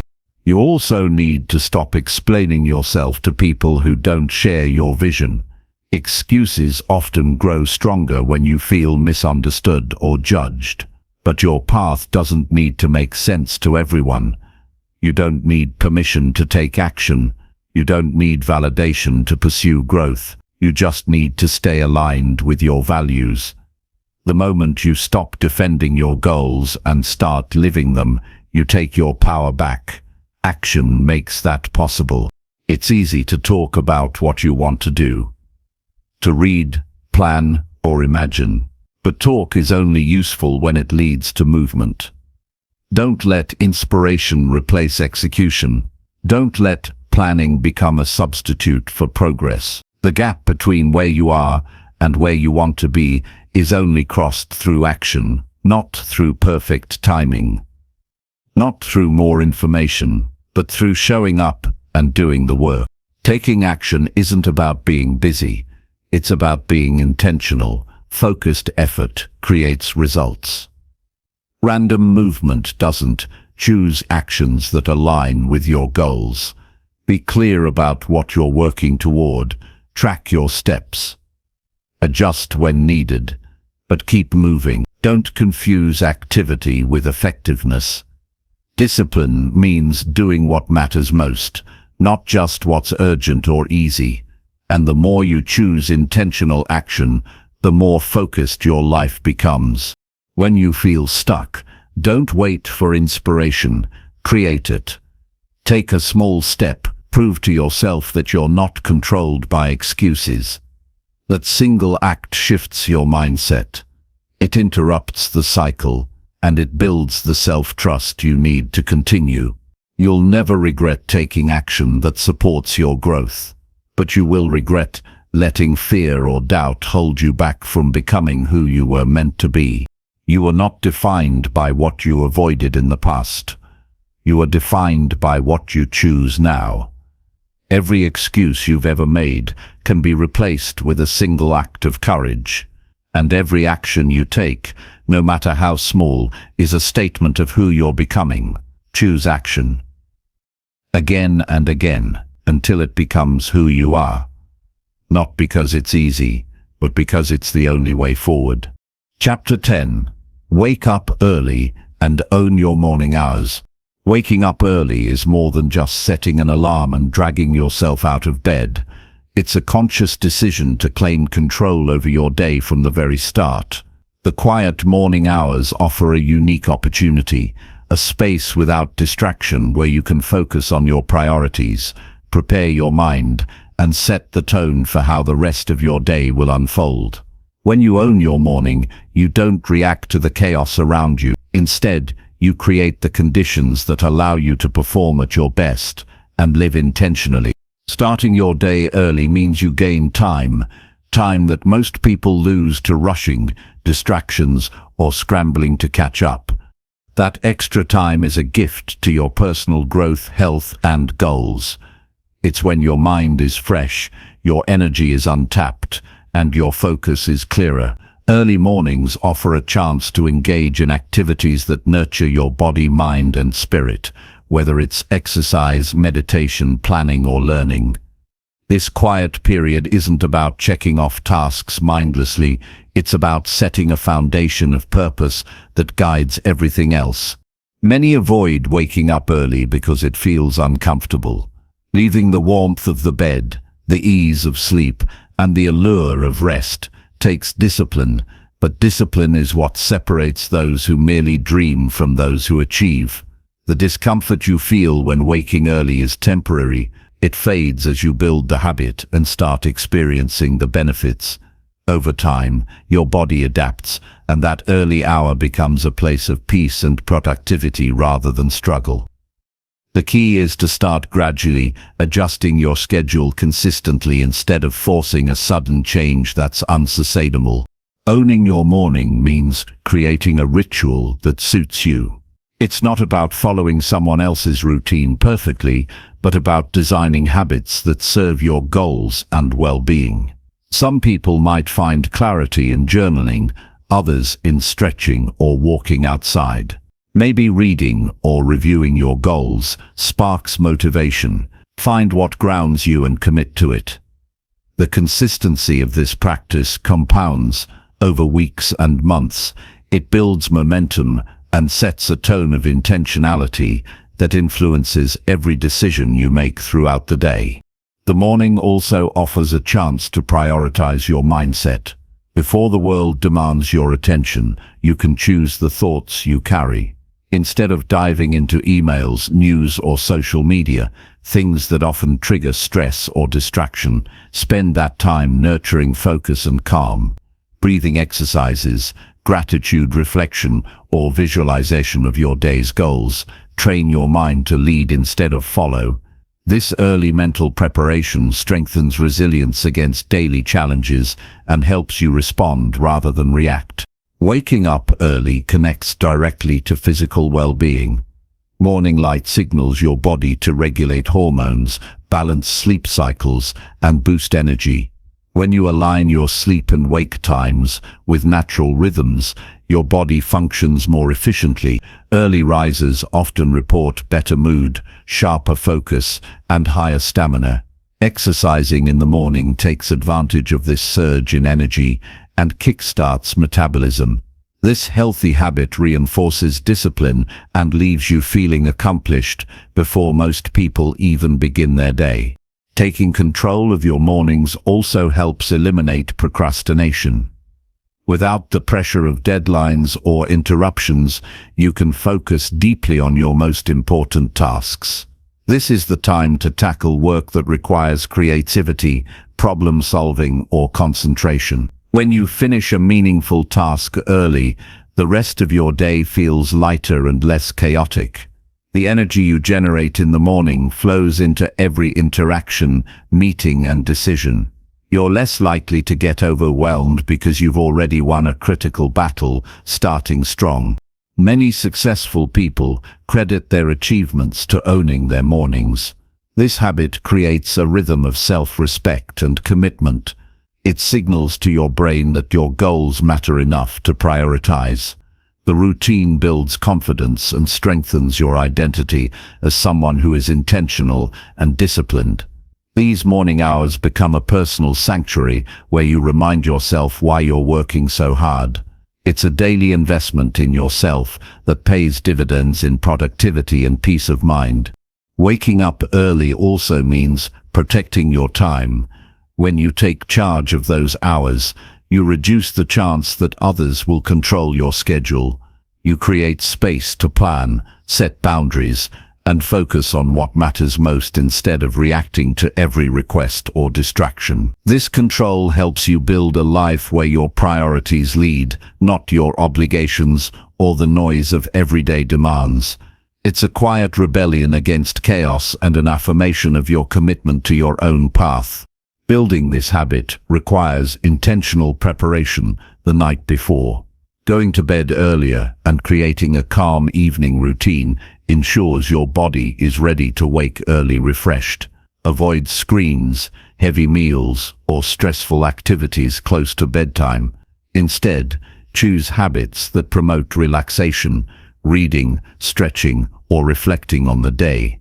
Quality sleep is the foundation for a successful morning. Without it, waking early becomes a struggle rather than an advantage. When the alarm goes off, resist the urge to snooze. Snoozing fragments sleep and actually increases tiredness. Instead, get up immediately and engage in a brief activity, stretch, drink water, or step outside. This simple action signals to your body that the day is beginning. The momentum from this first movement carries you through your morning routine. The choice to get out of bed becomes a commitment to yourself that sets a tone of integrity. There will be days when waking early feels impossible. Fatigue, stress, or unexpected circumstances might slow you down. On those days, be kind to yourself without giving up entirely. Adjust your schedule, but don't abandon the practice. Even 15 minutes of focused morning time counts. Consistency over perfection builds this habit into your lifestyle.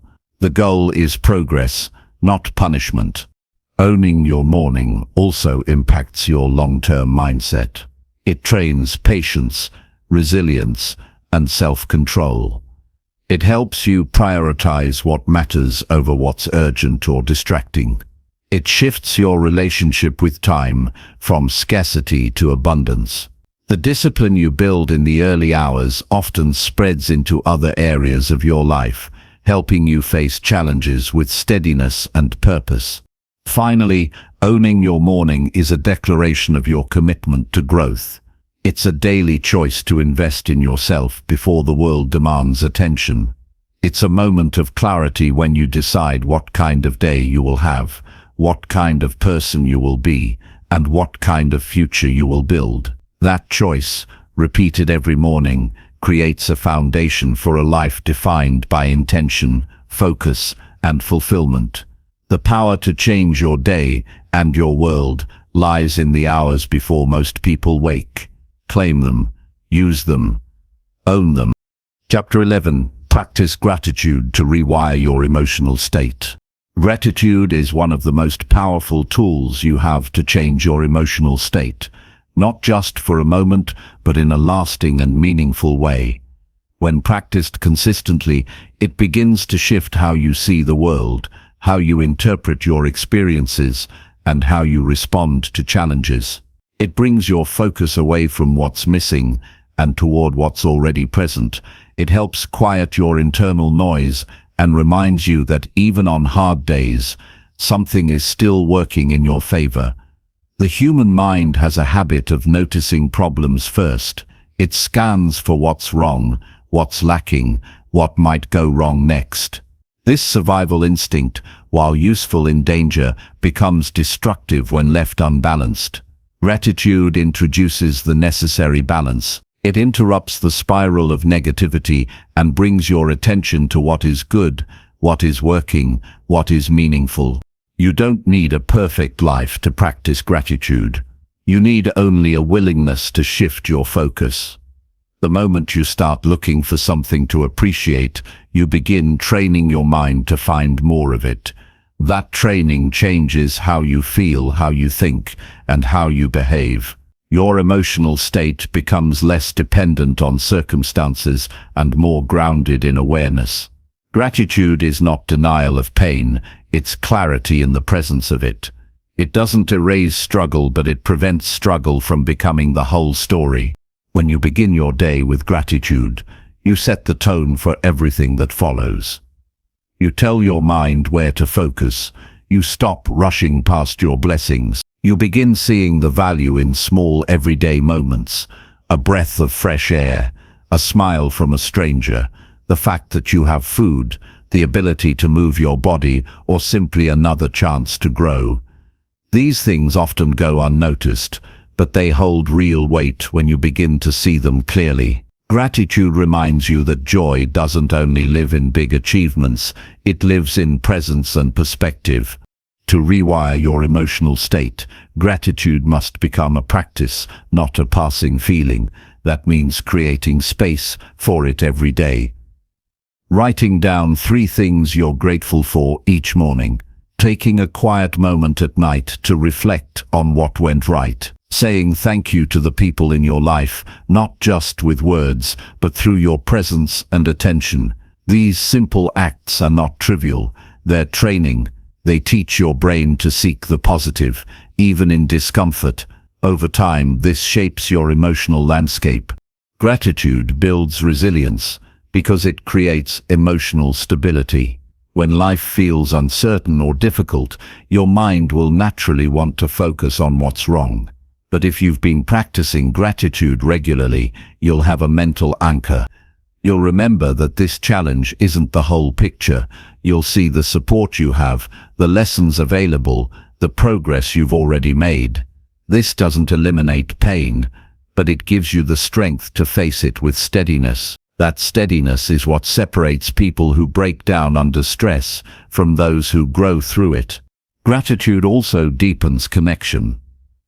When you appreciate others openly and sincerely, you strengthen your relationships. People feel seen, valued, and respected. Expressing gratitude brings more warmth into conversations. It reduces tension. It invites kindness. Whether it's acknowledging a partner's effort, appreciating a friend's presence, or recognizing a colleague's support, these moments create a culture of respect. And when your relationships feel stronger, your emotional health improves.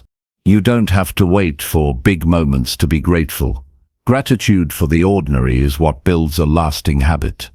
The taste of your favorite tea, the sound of rain, the comfort of silence, the ability to read, the growth you've achieved that no one else sees, all of these deserve recognition. Gratitude doesn't always need words. Sometimes it's just taking a breath and pausing long enough to feel the weight of the moment and accept it fully. This kind of stillness opens the door to peace. Practicing gratitude can also shift how you speak. Your language becomes less focused on complaints and more rooted in what you value. You stop reinforcing what's missing and begin reinforcing what matters. This doesn't mean ignoring problems. It means refusing to be defined by them. The way you speak shapes the way you feel. When your words reflect appreciation, your emotions begin to match them. You create a loop that builds strength from the inside out. When facing setbacks, gratitude becomes even more important. In these moments, it's tempting to fall into victim thinking, to believe that everything is against you, that progress has stopped, or that there's no hope. Gratitude challenges that belief. It says, look again, even here, there's something valuable. Even now, you're still growing. Maybe the setback taught you something. Maybe it revealed who really supports you. Maybe it reminded you of what truly matters. Gratitude finds meaning where others only see disappointment. If you've been feeling overwhelmed, unmotivated, or anxious, chances are you've stopped noticing what's already good. Not because nothing is working, but because your attention has been hijacked by stress.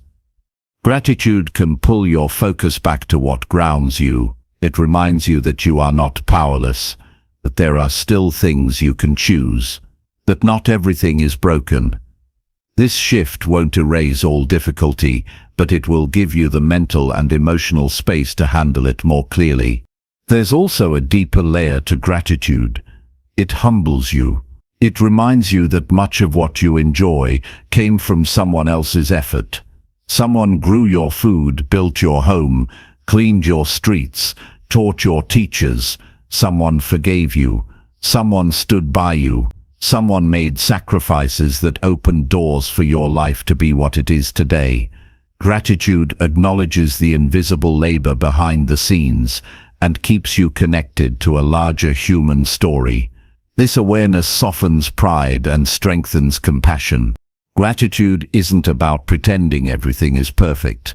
It's about staying aware of what is still good in the midst of imperfection.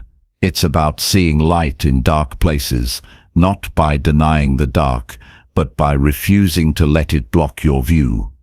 You can practice gratitude and still work for change. You can be thankful and still want more. Gratitude and ambition are not enemies. In fact, the more grateful you are for what you have, the more energy you have to build what's next. Practicing gratitude is also a form of self-respect. When you notice and appreciate what you've been through, how far you've come, and what you've survived, you build confidence. You stop needing approval from others because you're already seeing your own value. Gratitude helps you measure growth, not just in achievements, but in strength, wisdom, and character. That's where lasting self-worth begins. You don't need to wait until your life is perfect to feel grateful. Start where you are, with what you have. In the middle of your uncertainty, the practice of gratitude is not just for the days that feel good, it's for the days that feel heavy too. Especially then, because that's when you need the reminder that even now, even here, there's something to hold on to. something to honor, something to carry forward. By practicing gratitude consistently, you don't just improve your mood, you change the way your brain works. You interrupt negative patterns. You reinforce positive emotions. You create a mindset of strength, peace, and resilience that becomes your emotional foundation. This isn't magic, it's discipline. It's a habit, and it's available to you every day. Gratitude is not something you find, it's something you choose. Choose it often, choose it deliberately, and let it shape how you see the world. Chapter 12. Control your reactions instead of blaming others. Blaming others is easy because it shifts responsibility away from yourself. It provides a temporary escape from discomfort, guilt, or uncertainty. But every time you point the finger outward, you give away your power. You become a bystander in your own life instead of the one driving it forward. Real growth begins when you stop reacting impulsively and start owning your part. You cannot always control what happens around you, but you can always control how you respond. That choice, again and again, determines the quality of your relationships, your peace of mind, and your future. When something goes wrong, the mind immediately seeks a reason. Often that search becomes a hunt for someone to blame. It might be your parents, your partner, your boss, or even a stranger who crossed your path. But placing blame doesn't solve the problem. It delays resolution. It keeps you emotionally stuck and mentally distracted. Instead of focusing on what you can do, you stay tangled in what others did or didn't do. That mindset breeds frustration, resentment, and helplessness. And over time, it becomes a habit. The habit of blaming is deeply rooted in ego. It's the mind's way of protecting itself from the discomfort of being wrong, from the fear of imperfection, or from the sting of failure. But what ego shields, wisdom reveals. The moment you choose to look within instead of outward is the moment you reclaim the ability to grow. Self-control does not mean weakness. It means strength under discipline. It's the ability to pause, to breathe, and to respond with clarity rather than react out of emotion. Reactions come quickly. They are impulsive and usually emotionally charged. They are born from habit, from unresolved pain, from past experiences you haven't fully examined. If you've been hurt before, your reactions are likely shaped by that pain. If you've been disappointed often, you might respond with mistrust or anger. But awareness changes everything. When you become aware of your emotional triggers, you gain the power to interrupt them. You begin to respond from a place of choice, not compulsion. Learning to control your reactions begins with slowing down. It starts in the moment you feel tension rising. The moment someone says something that bothers you, or when life throws something unexpected your way. Instead of snapping, shutting down, or lashing out, you give yourself a pause. That pause is powerful. It allows you to ask, what am I really feeling right now? What story am I telling myself about this moment? What outcome do I want? And what response will help me move toward it? That level of reflection doesn't come naturally. It must be practiced. In difficult conversations, the instinct to defend yourself can be strong, especially when you feel attacked or misunderstood. But reacting defensively rarely creates resolution. It often escalates tension. Responding with curiosity, patience, or silence can be far more powerful. You can acknowledge someone's point of view without agreeing with it. You can stand firm without being aggressive. You can walk away without being disrespectful. Controlling your reactions does not mean suppressing your emotions. It means choosing a response that reflects your values rather than your temporary feelings. Blaming others also keeps you from seeing your patterns. If you always blame your partner for conflict, you miss the opportunity to reflect on your communication. If you always blame your job for your stress, you avoid examining how you manage boundaries. If you always blame time for your lack of progress, you never address your discipline. Accountability is not about guilt, it's about ownership. When you accept responsibility for your reactions, you become more powerful, not more burdened. Life is unpredictable. People will disappoint you, plans will fall apart, unexpected problems will arise. In those moments, your power lies in your response. Will you let the external chaos control your internal state, or will you respond with intention, with calm, with strength? That choice defines the difference between reacting blindly and living deliberately. Reacting without thought often causes regret. Responding with intention bids respect, both for yourself and from others. One of the most mature forms of emotional strength is not needing to have the last word, not needing to win every argument, not needing to prove someone else wrong. Sometimes the wisest thing you can do is walk away, not in defeat but in peace, because your energy is too valuable to waste on things that don't move you forward. When you stop blaming, you start building. You build understanding, you build patience, you build resilience, and all of that adds strength to your character. No one else is responsible for how you feel, how you act, or how you grow. People can influence your environment, but your internal state is yours to manage. It's your responsibility to work through anger, not dump it on others. It's your job to heal your wounds so they don't keep leading onto your relationships. When you accept that truth, you move from victim to leader. You stop waiting for others to change and start doing the hard work of changing yourself. It takes discipline to sit with uncomfortable emotions without releasing them on someone else. It takes courage to admit you were wrong or overreacted. It takes strength to take responsibility for your tone, your words, your timing. But each time you do that, you grow, you gain more control over your inner world. You become less reactive and more grounded. And that steadiness becomes one of your greatest assets. There will always be people who act carelessly, speak harshly, or push your buttons. But how you respond to them is always within your control. You do not have to match their energy. You do not have to become them. You can choose dignity. You can choose maturity. You can choose silence when it's needed and direct words when they're useful. This is not passive. It is powerful. It is the practice of becoming the kind of person you respect. You are not your emotions. You are the one observing them, the one choosing what to do with them. The more you practice that awareness, the more space you create between stimulus and response. In that space is your freedom. Freedom from regret. Freedom from repeating old cycles. Freedom from being emotionally manipulated by others. That freedom is not given. It's built, and it starts with a simple decision. I will control my reactions. I will stop blaming others.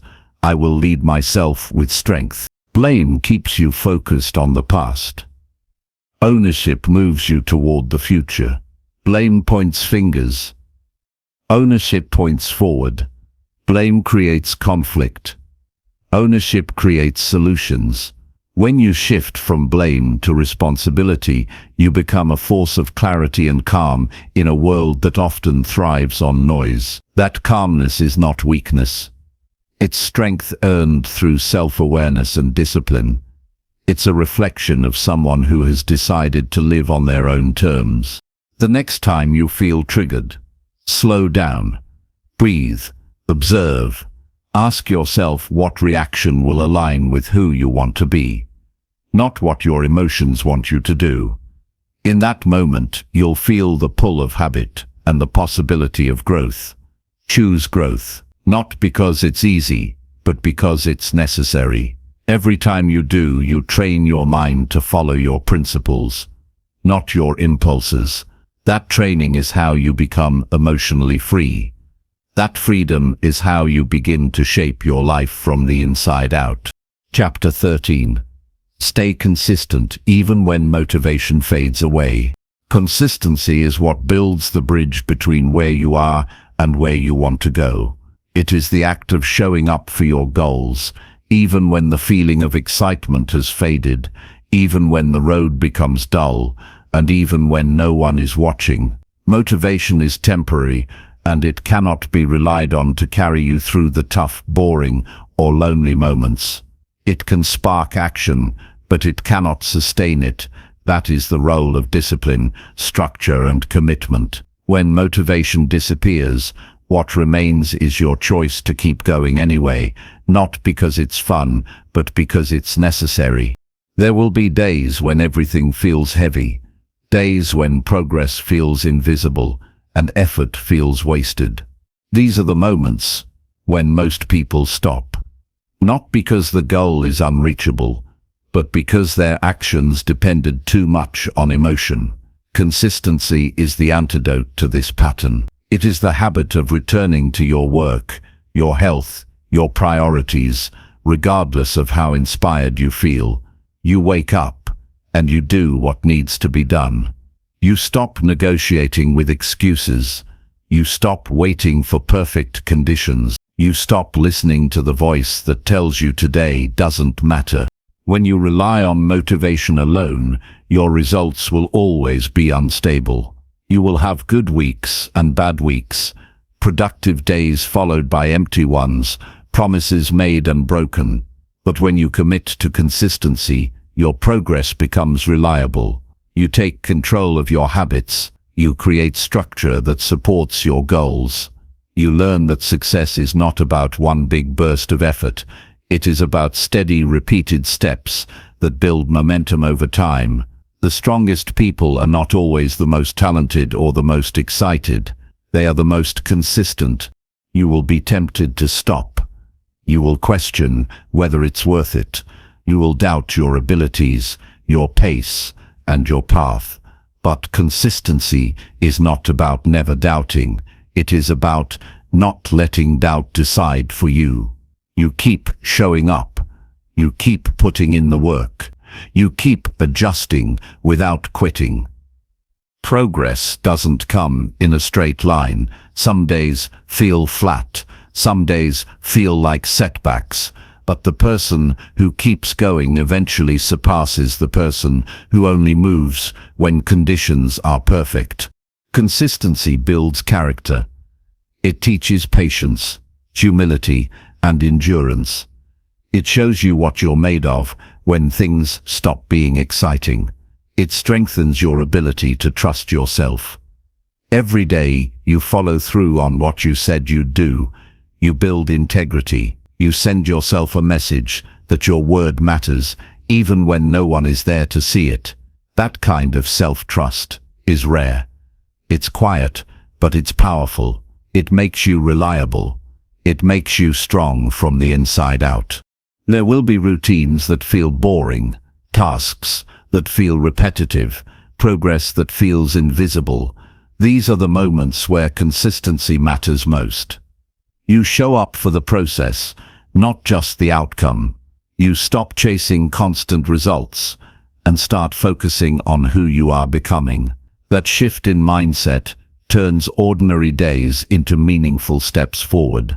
Not every day will bring a breakthrough, but every day of consistency will bring you closer. It helps to create systems that make consistency easier. Instead of relying on willpower, build habits that trigger action automatically. Set clear routines. Create specific time blocks for what matters most.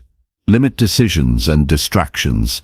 Track your progress, no matter how small. Structure removes friction. It helps you avoid the trap of waiting until you feel like it. If you design your day to support your goals, consistency becomes less about discipline and more about routine. Accountability can strengthen your commitment. Share your goals with someone you trust. Reflect on your progress regularly. Remind yourself often why you started. Visual cues, Checklists and daily reviews are not small things. They keep you focused when emotions waver. They keep your attention on the process instead of temporary feelings. Every tool that helps you stay consistent is a tool worth using. Some days you will feel energized. Some days you will feel drained.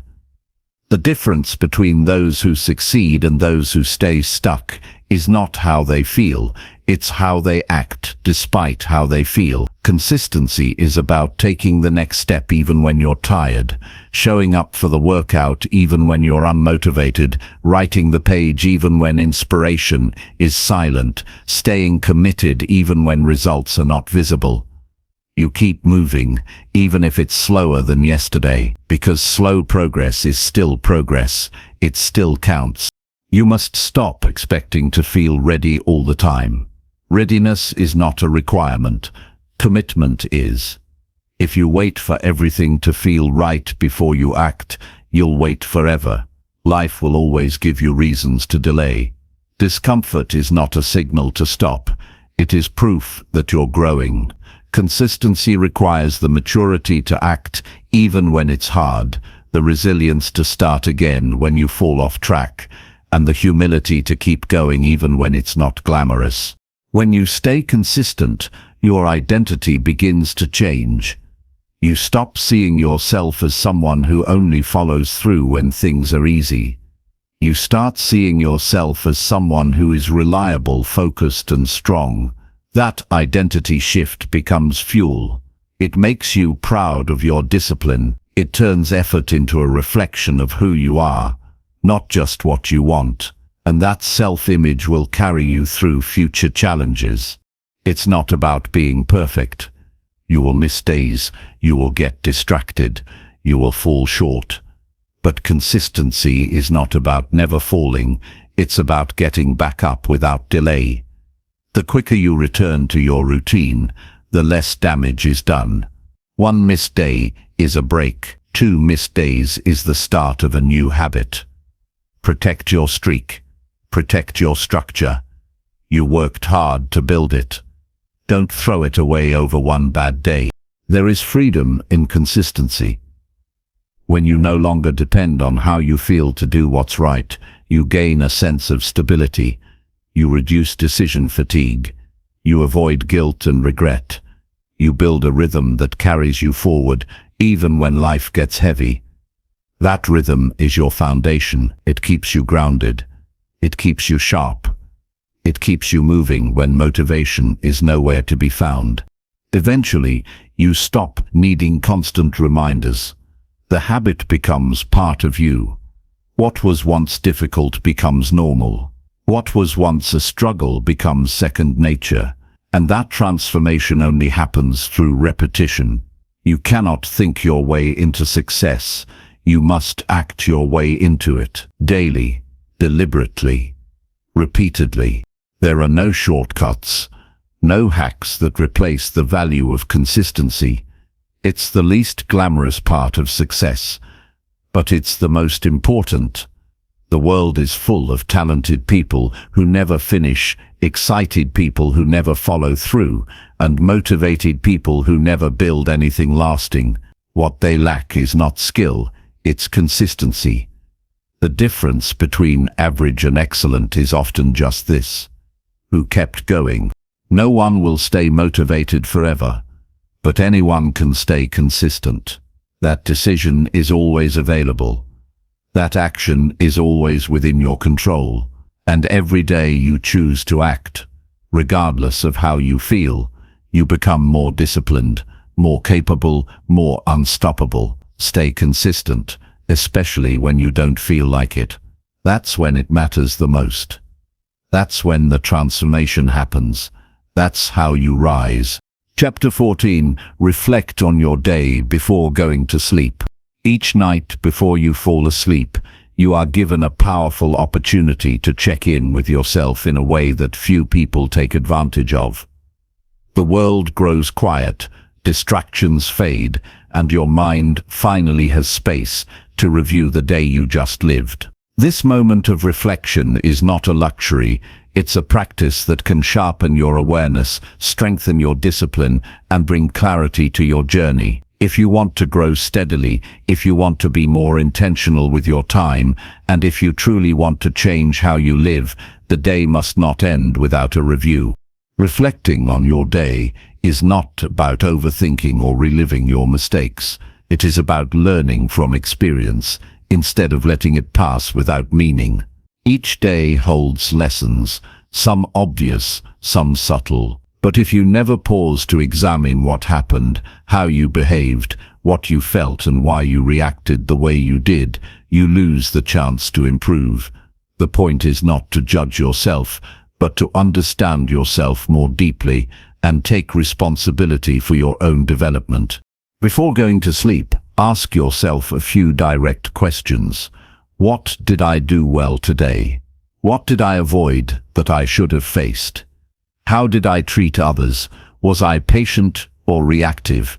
Did I live according to my values? These questions are not meant to shame you, but to remind you that your actions either align with the person you want to become, or they don't. The more honest you are, the faster you grow. The more consistent you are, the more control you gain over your choices.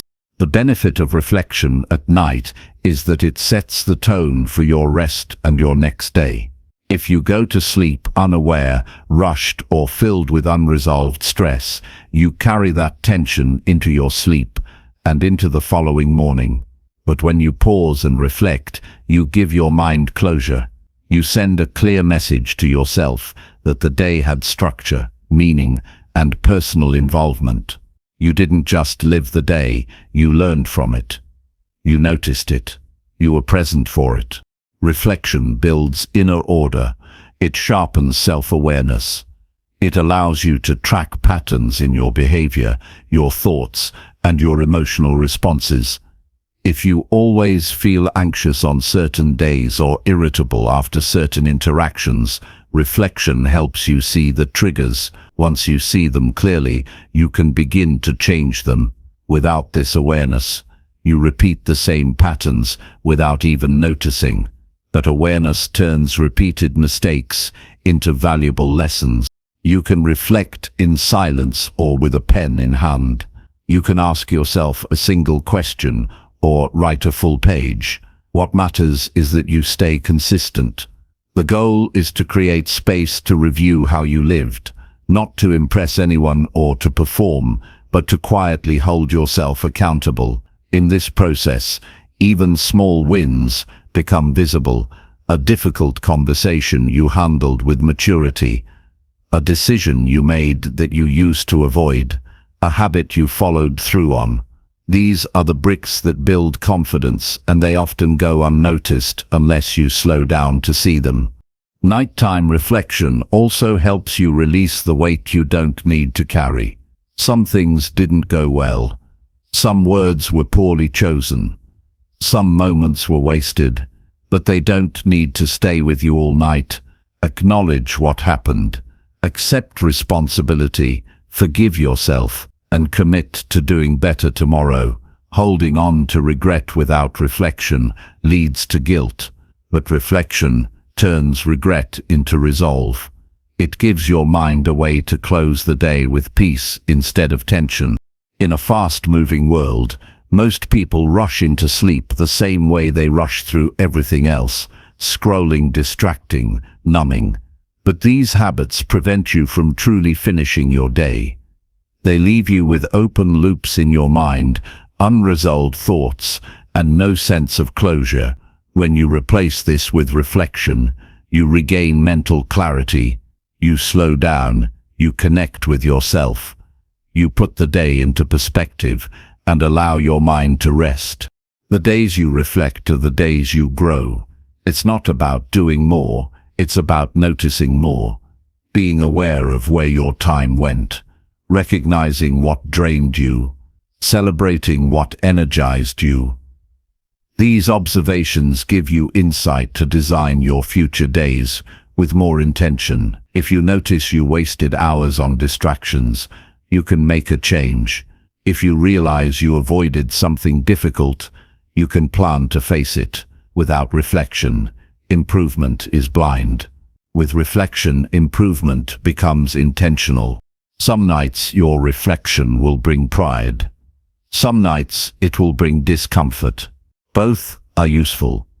One builds confidence, the other builds direction. But neither will help you if you ignore them. So make it a habit to sit with your day before you sleep. Not with judgment, but with presence. Not with noise, but with clarity. The more regularly you do this, the more in control of your life you will feel. You will no longer just react to your days, you will begin to direct them. This habit is simple but powerful. It requires nothing but a few minutes and the willingness to be honest with yourself. You will not always like what you see, but facing it is where the growth begins. You will not always feel like doing it, but the discipline of doing it anyway builds strength. Over time you will begin to look forward to this moment. Not because it's always easy, but because it keeps you anchored. It reminds you of what matters. It protects you from drifting into mindless patterns. You do not need to reflect perfectly. There is no script to follow. Just ask yourself what mattered, what you learned, and what you want to carry forward. You are not here to impress anyone.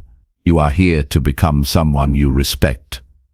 That kind of growth happens quietly. It happens in small, steady acts of self-awareness that build over time. And one of the most powerful of those acts is simply reflecting on your day before going to sleep. This is where you begin to live with more presence. This is where you stop letting the days blur together. This is where your intention strengthens and your clarity grows. End your day with awareness, not escape. With truth, not avoidance. With reflection, not distraction. In doing so, you will slowly become more grounded, more focused, and more in charge of the life you're building. Not by chance, not by motivation, but by deliberate, consistent, thoughtful effort, day by day, night by night. Chapter 15. Stop comparing and start becoming your best self. Comparison is one of the quietest forms of self-sabotage. It steals your attention, poisons your peace, and blinds you to your own progress. The moment you start measuring your life by someone else's timeline, you begin to lose touch with your own purpose. You stop seeing your growth. You forget how far you've come. You begin to question your path, your speed, your worth, and it's never a fair comparison. You see their highlight reel and measure it against your behind the scenes. You see the results, not the process. You see their confidence, not their insecurity. You see the surface, not the struggle, and yet you let it affect your sense of identity. Becoming your best self is not about doing more than others. It's about doing better than you did yesterday. It's about becoming more focused, more disciplined, more self-aware. You were not born to be a copy. You were not meant to follow someone else's version of success. You were given your own life, your own mind, your own experiences for a reason. But when you constantly compare, you dilute your potential. You trade authenticity for imitation, and you disconnect from the power of self-respect. Comparison often grows in silence. You scroll through someone else's success, and without realizing it, you begin to feel less accomplished, less attractive, less capable, but you never question whether that story is complete. You assume they have it all together. You imagine their life is perfect, and then you begin to resent your own progress. You start to rush, to overthink, to chase things that don't even align with your values. And in doing so, you delay the very growth that would bring you real fulfillment. You must stop feeding your mind the illusion that someone else's path is better than your own. You must stop thinking that if you had what they had, you'd finally feel whole. Because if you can't find peace with who you are right now, no amount of achievement will satisfy you. The key is to look inward, To recognize that real fulfillment comes not from matching others, but from mastering yourself, from knowing your priorities, from living in alignment with your own truth. Becoming your best self means you shift your focus from competition to improvement. It means you stop asking, "Why am I not like them?" and start asking, "What can I do to become more of who I want to be?" That question gives you back your power. It redirects your attention to where it belongs, on your own thoughts, actions, and decisions. Every day offers you a new chance to get better. Not better than someone else, just better than who you were before. You grow when you learn to appreciate your own path, when you respect your timing, when you stop rushing and start building. Compassion leads to impatience. It makes you want shortcuts. It makes you feel like you're behind, but there's no such thing as behind when you're committed to your own growth. Everyone moves at a different pace. Everyone faces different battles, and if you truly knew what others carried in their minds and hearts, you'd stop wishing for their life.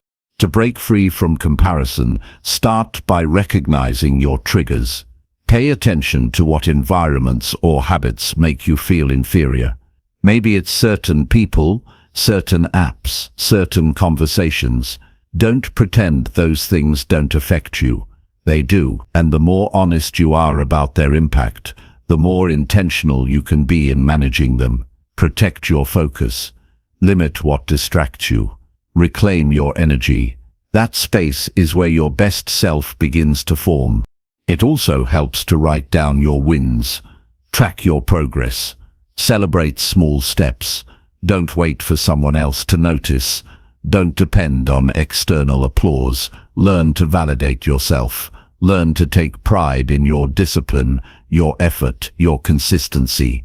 That's where real confidence comes from, not from being admired, but from being aligned. When you know you're doing your best with what you have, comparison loses its grip. There's nothing wrong with being inspired by others, but there's a big difference between inspiration and imitation. Use what you see as motivation, not as a weapon against yourself. Learn from others without losing yourself. Admire someone's progress, but stay rooted in your own values. You can appreciate their journey and still honor your own. That's maturity. That's clarity. That's strength. Your best self isn't found in perfection. It's built in daily practice.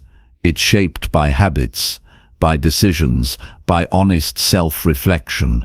You don't need to have it all figured out. You just need to stay committed. You need to keep showing up. You need to trust the process, even when it feels slow. Because the version of you you're becoming is not created overnight. It is revealed through patience, through effort, through the quiet choice to keep going. Start paying attention to your inner dialogue. Notice the moments you doubt yourself because of what someone else is doing. Interrupt that thought. Replace it with truth. Remind yourself that your life is not a race, that your journey is unique, that your pace is not a problem. Speak to yourself the way you would speak to someone you care about, with encouragement, with respect, with belief. When you stop comparing, you free yourself to grow. You stop wasting time looking sideways and start moving forward. You stop chasing validation and start building value. You stop trying to impress and start trying to improve. That shift may seem small, but it changes everything. It brings you back to your core. It connects you with your purpose. It allows you to rise without needing anyone to watch. You will feel tempted at times to look around and measure your worth against someone else's results. But in those moments, ask yourself, am I doing what I said I would do? Am I showing up with discipline? Am I learning from my mistakes? Am I becoming stronger, clearer, more focused? Those are the only comparisons that matter, not to others, but to your past self. to your potential, to the version of you you're trying to become. Every time you focus inward, you get better. Every time you commit to growth, you move forward. Every time you stop comparing and start working, you become more grounded. It's not about becoming the best in the world. It's about becoming the best version of yourself. That's the only goal worth chasing, and that goal will require you to stay focused, to stay honest, and to stay committed to your own path, no matter how noisy the world around you becomes. Chapter 16. Learn from failure without turning bitter inside. Failure is not the end of growth. It's often the beginning of a deeper, wiser version of yourself, but only if you allow it to teach you without hardening your heart. Everyone fails at some point. Everyone has moments of disappointment, regret, or loss. What separates those who evolve from those who stay stuck is how they respond to that failure. You can either become bitter, defensive, and closed off, or you can become aware, open, and resilient. The choice is always yours. The pain of failure is real, but it does not need to become permanent suffering. What makes failure unbearable is not the failure itself, but the meaning we attach to it. When you tell yourself that failure defines you, that it proves you are not enough, that it means you should stop trying, that is when bitterness begins to grow. Bitterness is subtle at first. It begins with resentment. Then comes the self-blame or the blame directed at others. Over time, it turns into defensiveness, fear of trying again, and eventually a closed-off attitude toward opportunity and growth. To prevent this, you must learn to sit with failure and examine it carefully. Ask yourself what happened, what you missed, what you misjudged, and how you contributed to the outcome. But do it without self-hate. Responsibility is necessary, shame is not. You can hold yourself accountable without turning against yourself. That's where true strength is built. Learning from failure means allowing discomfort to teach you instead of scare you. You must stop trying to avoid every setback. Trying to live a life free of failure will only make you cautious, fearful, and disconnected from challenge. The truth is that you will make poor choices. You will trust the wrong people. You will overestimate your abilities. You will make plans that fall apart. And all of it is part of the human experience. The goal is not to be perfect. It is to become more aware and more equipped for the next time. If you fail and become bitter, the failure controls you. If you fail and become wiser, you reclaim your power. Bitterness is a sign that you have not yet accepted what happened. It is the refusal to process the loss with clarity and maturity. It is the emotional weight of unfinished inner work. Letting go of bitterness does not mean pretending the failure didn't hurt. It means refusing to carry that pain into every new chapter of your life. You acknowledge it, you feel it, but you do not let it turn you cold. Some failures feel unfair. Some come from outside forces that you could not control. But even then, there is always something to learn. Maybe it's how to protect your peace. Maybe it's how to choose more wisely. Maybe it's how to adjust your expectations or build more discipline. Every failure has a seed of wisdom. But that seed does not grow in a bitter mind. It needs space, attention, and reflection. If you rush past your failures without facing them, you will repeat them in different forms. To learn from failure, you must slow down and separate what happened from what you believe about yourself. You failed, but that does not mean you are a failure. You lost something, but that does not mean you are unworthy. You took a wrong turn, but that does not mean you are lost forever. This separation between the event and your identity is where healing begins. Without it, you'll carry a distorted self-image that prevents you from trying again. Many people get stuck in bitterness because they spend too much time replaying what went wrong instead of asking how to do better next time. They overthink, they replay conversations, they dwell on the past instead of focusing on new action. But healing from failure is not a passive process. It requires attention. It requires emotional honesty. It requires you to say, "This hurt, but I still have something to give. This didn't go as planned, but I am still capable of rising." The ability to try again without bitterness is one of the strongest forms of courage. It means you've processed the past without being owned by it. It means you felt the pain but didn't build a home inside it. It means you still believe in growth, even after being knocked down. That kind of courage doesn't come from pride. It comes from humility, from accepting that failure is part of life, from realizing that your worth does not increase or decrease based on outcomes, from knowing that you're not here to avoid failure, you're here to grow through it. Forgiveness plays a big part in releasing bitterness. Sometimes you need to forgive yourself for not knowing better. Sometimes you need to forgive others for not supporting you. Sometimes you need to forgive the situation for not turning out the way you imagined. Forgiveness is not agreement. It is not weakness. It is the decision to free yourself from emotional chains that no longer serve you. When you forgive, you make space for new insight. You make room for clarity. You create the emotional strength to learn without collapsing.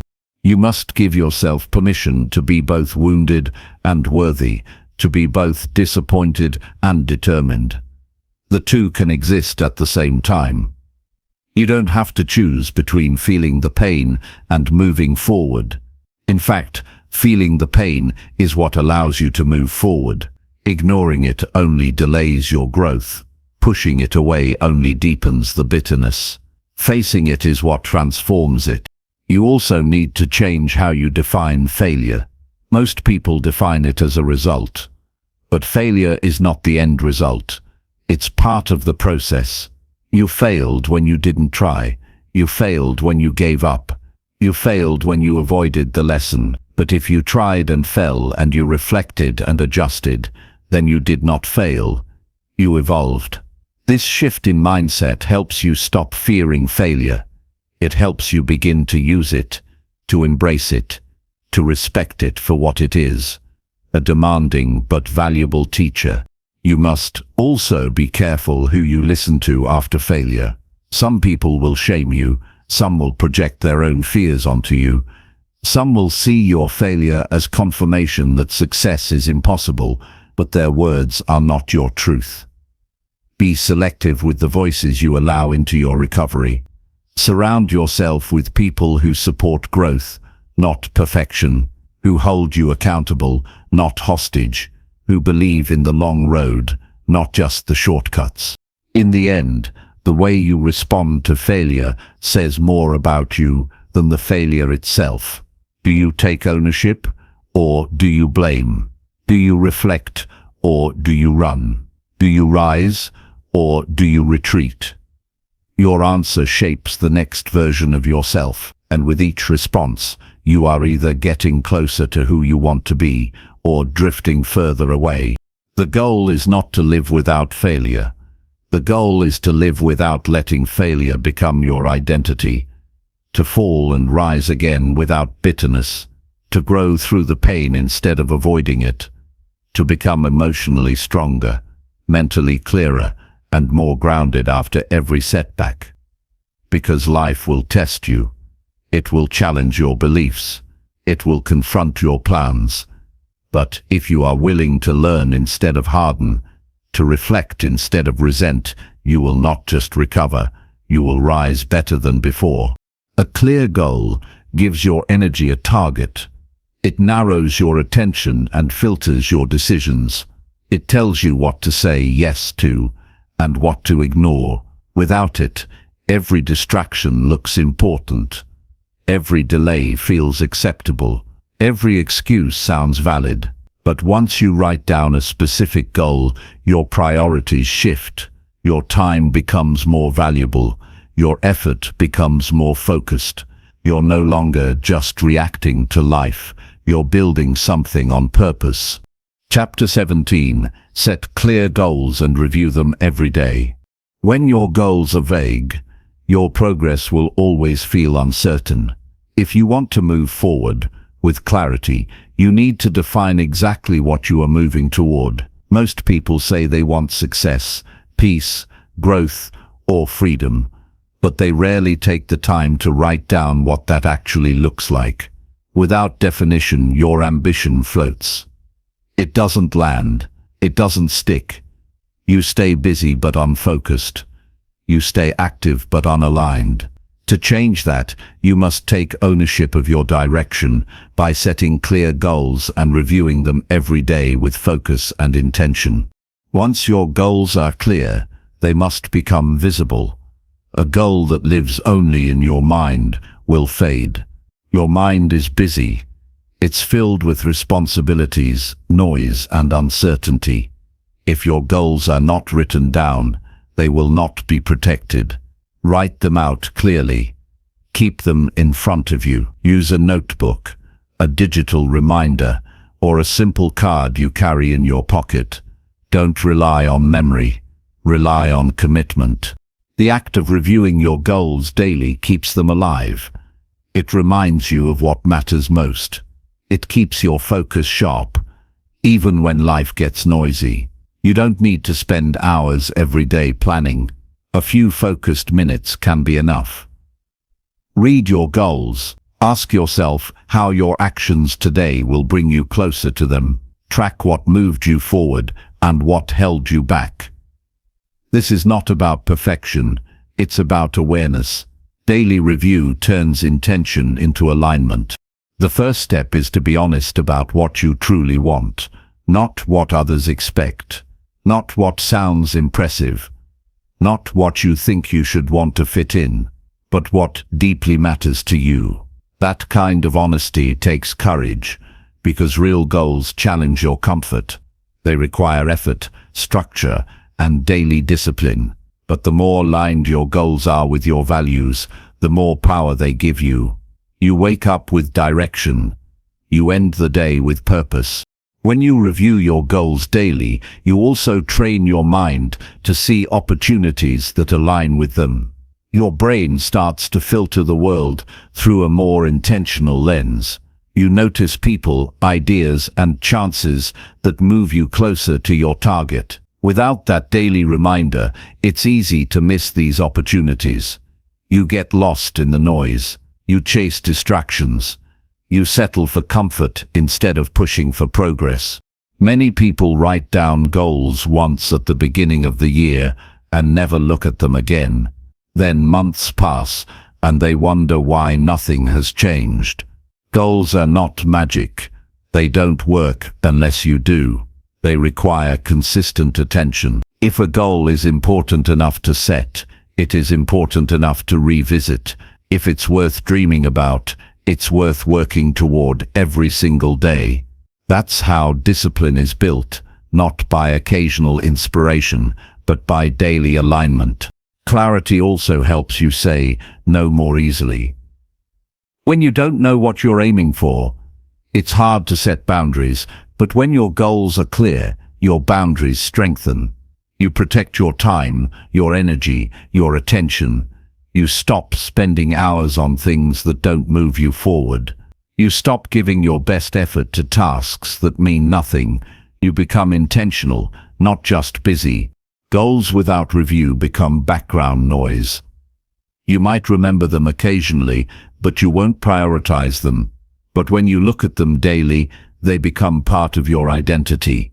You begin to see yourself not just as someone who wants change, but as someone who is actively building it. That shift is powerful. It changes how you talk to yourself. It changes how you respond to challenges. It gives your efforts meaning. There will be days when you feel tired, discouraged, or distracted. Those are the days when goal review matters most. Those are the days your mind needs reminding. Motivation will not always be there, but structure can be. Discipline can be. You don't need to feel excited every day. You just need to stay connected to your purpose. Reviewing your goals helps you remember why you started, even when your energy fades. Break your goals into smaller parts. Don't just write "get healthy" or "be successful." Be specific. What does health mean to you? How will you measure success? What daily actions align with those outcomes? The more precise you are, the more likely you are to act. Specific goals create specific behaviors. Vague goals create confusion and delay. You don't need 100 goals, you just need a few that truly matter, and a system to keep them in front of you. There will be times when your goals evolve. That's natural. Life changes. Priorities shift. What mattered deeply a year ago may no longer feel aligned, but you can only notice these shifts if you stay in close contact with your goals. That's another reason daily review matters. It helps you update your vision.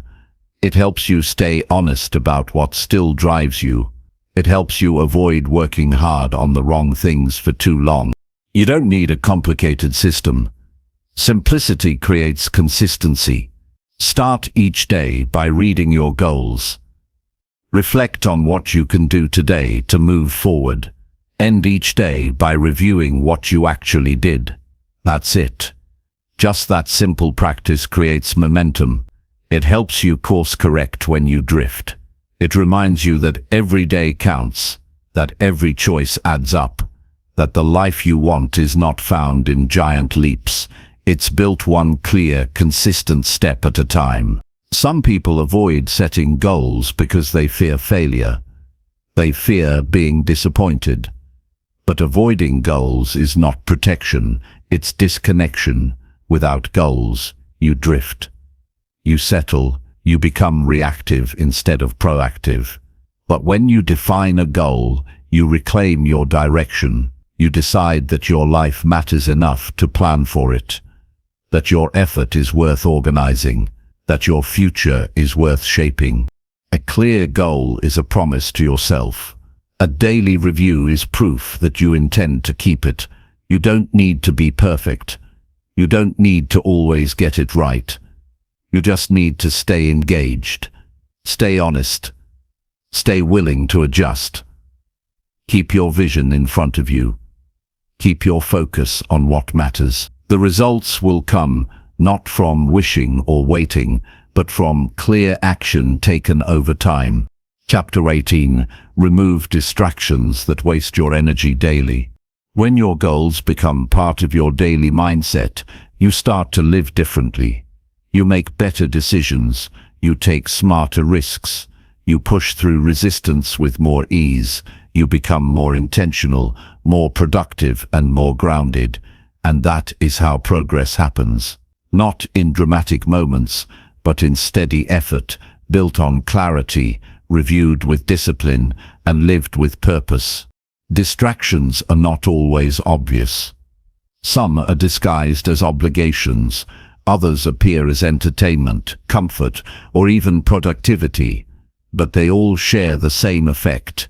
They steal your attention and drain your energy. Every time you shift focus towards something unimportant, you lose time that could have been used to grow. Every time you engage in something that doesn't serve your values, you reinforce habits that hold you back. Most people don't realize how much energy they lose each day, simply because they haven't taken the time to remove distractions that no longer belong in their lives. If you want to improve your life, you must take control of your attention.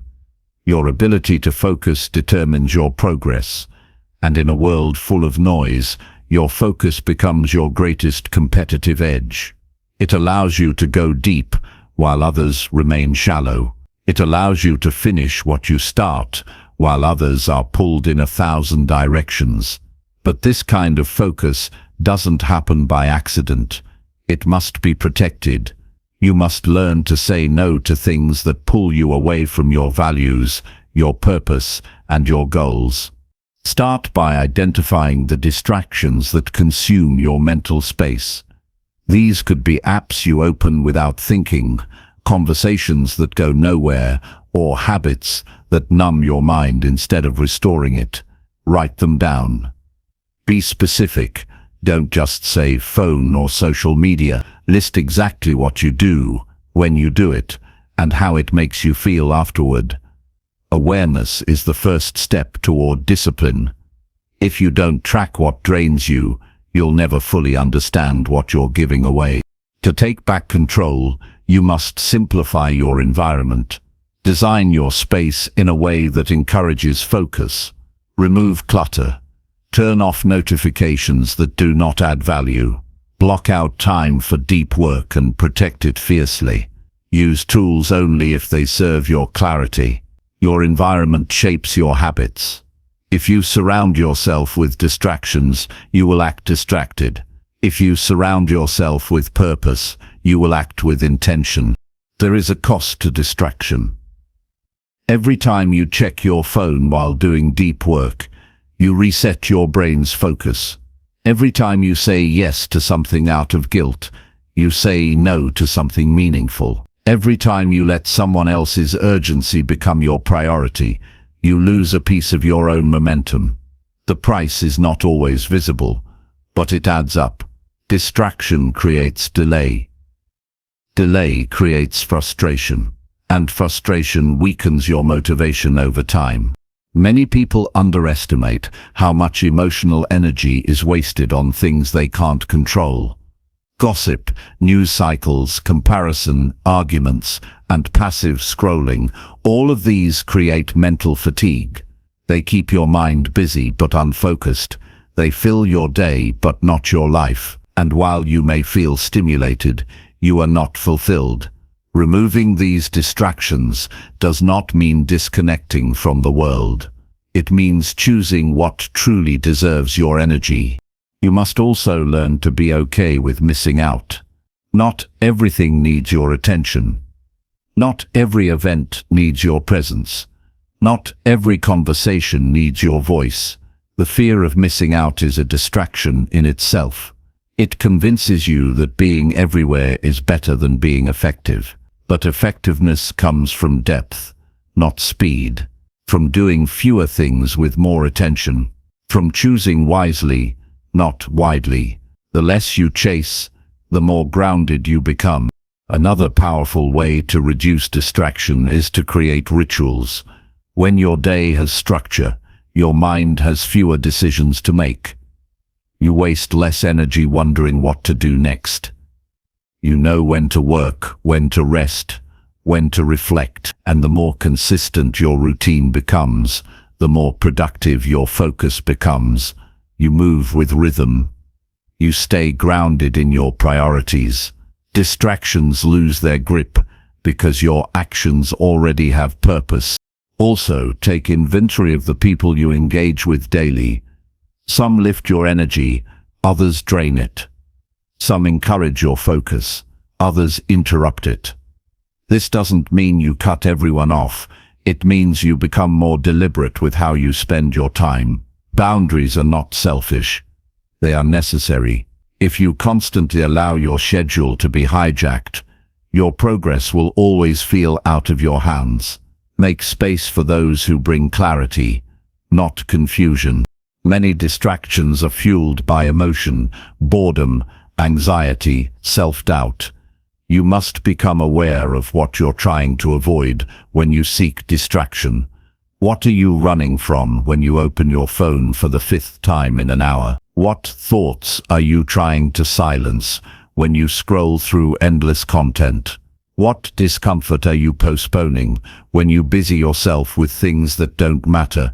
Until you face these questions, distraction will always return. Clarity is built through discomfort. Growth requires space, and that space must be cleared from the unnecessary. The more distractions you remove, the more energy you regain. The more you protect your focus, the more meaningful your work becomes. And the more consistent your attention becomes, the more confident you feel. Your progress becomes real. Your vision becomes achievable. You stop living reactively and begin living intentionally. Start small. Remove one distraction at a time. Choose one habit to replace with something better. You don't need to be perfect. You just need to be consistent. Each choice creates momentum. Each step brings you closer to focus. Each day of clear intention separates you from the chaos that consumes most people. Your energy is not infinite. Where you spend it matters. This is how transformation begins, not with a massive change, but with small decisions made daily. You remove what weakens you. You build what strengthens you. You choose depth over noise. You replace habits that numb with habits that build. And in doing so, you reclaim the one thing you cannot afford to waste: your energy. The more you protect it, the more powerful you become. Your time is not a game. Your attention is not a toy. These are the tools you use to shape your life. Don't give them away so easily. Don't waste them on things that take without giving back. Discipline is not about restriction. It's about freedom. The freedom to build the life you actually want instead of the one distractions keep pushing you into. Remove what no longer fits. Cut what no longer serves. Create space for what matters most. Chapter 19. Be kind to others without expecting anything back.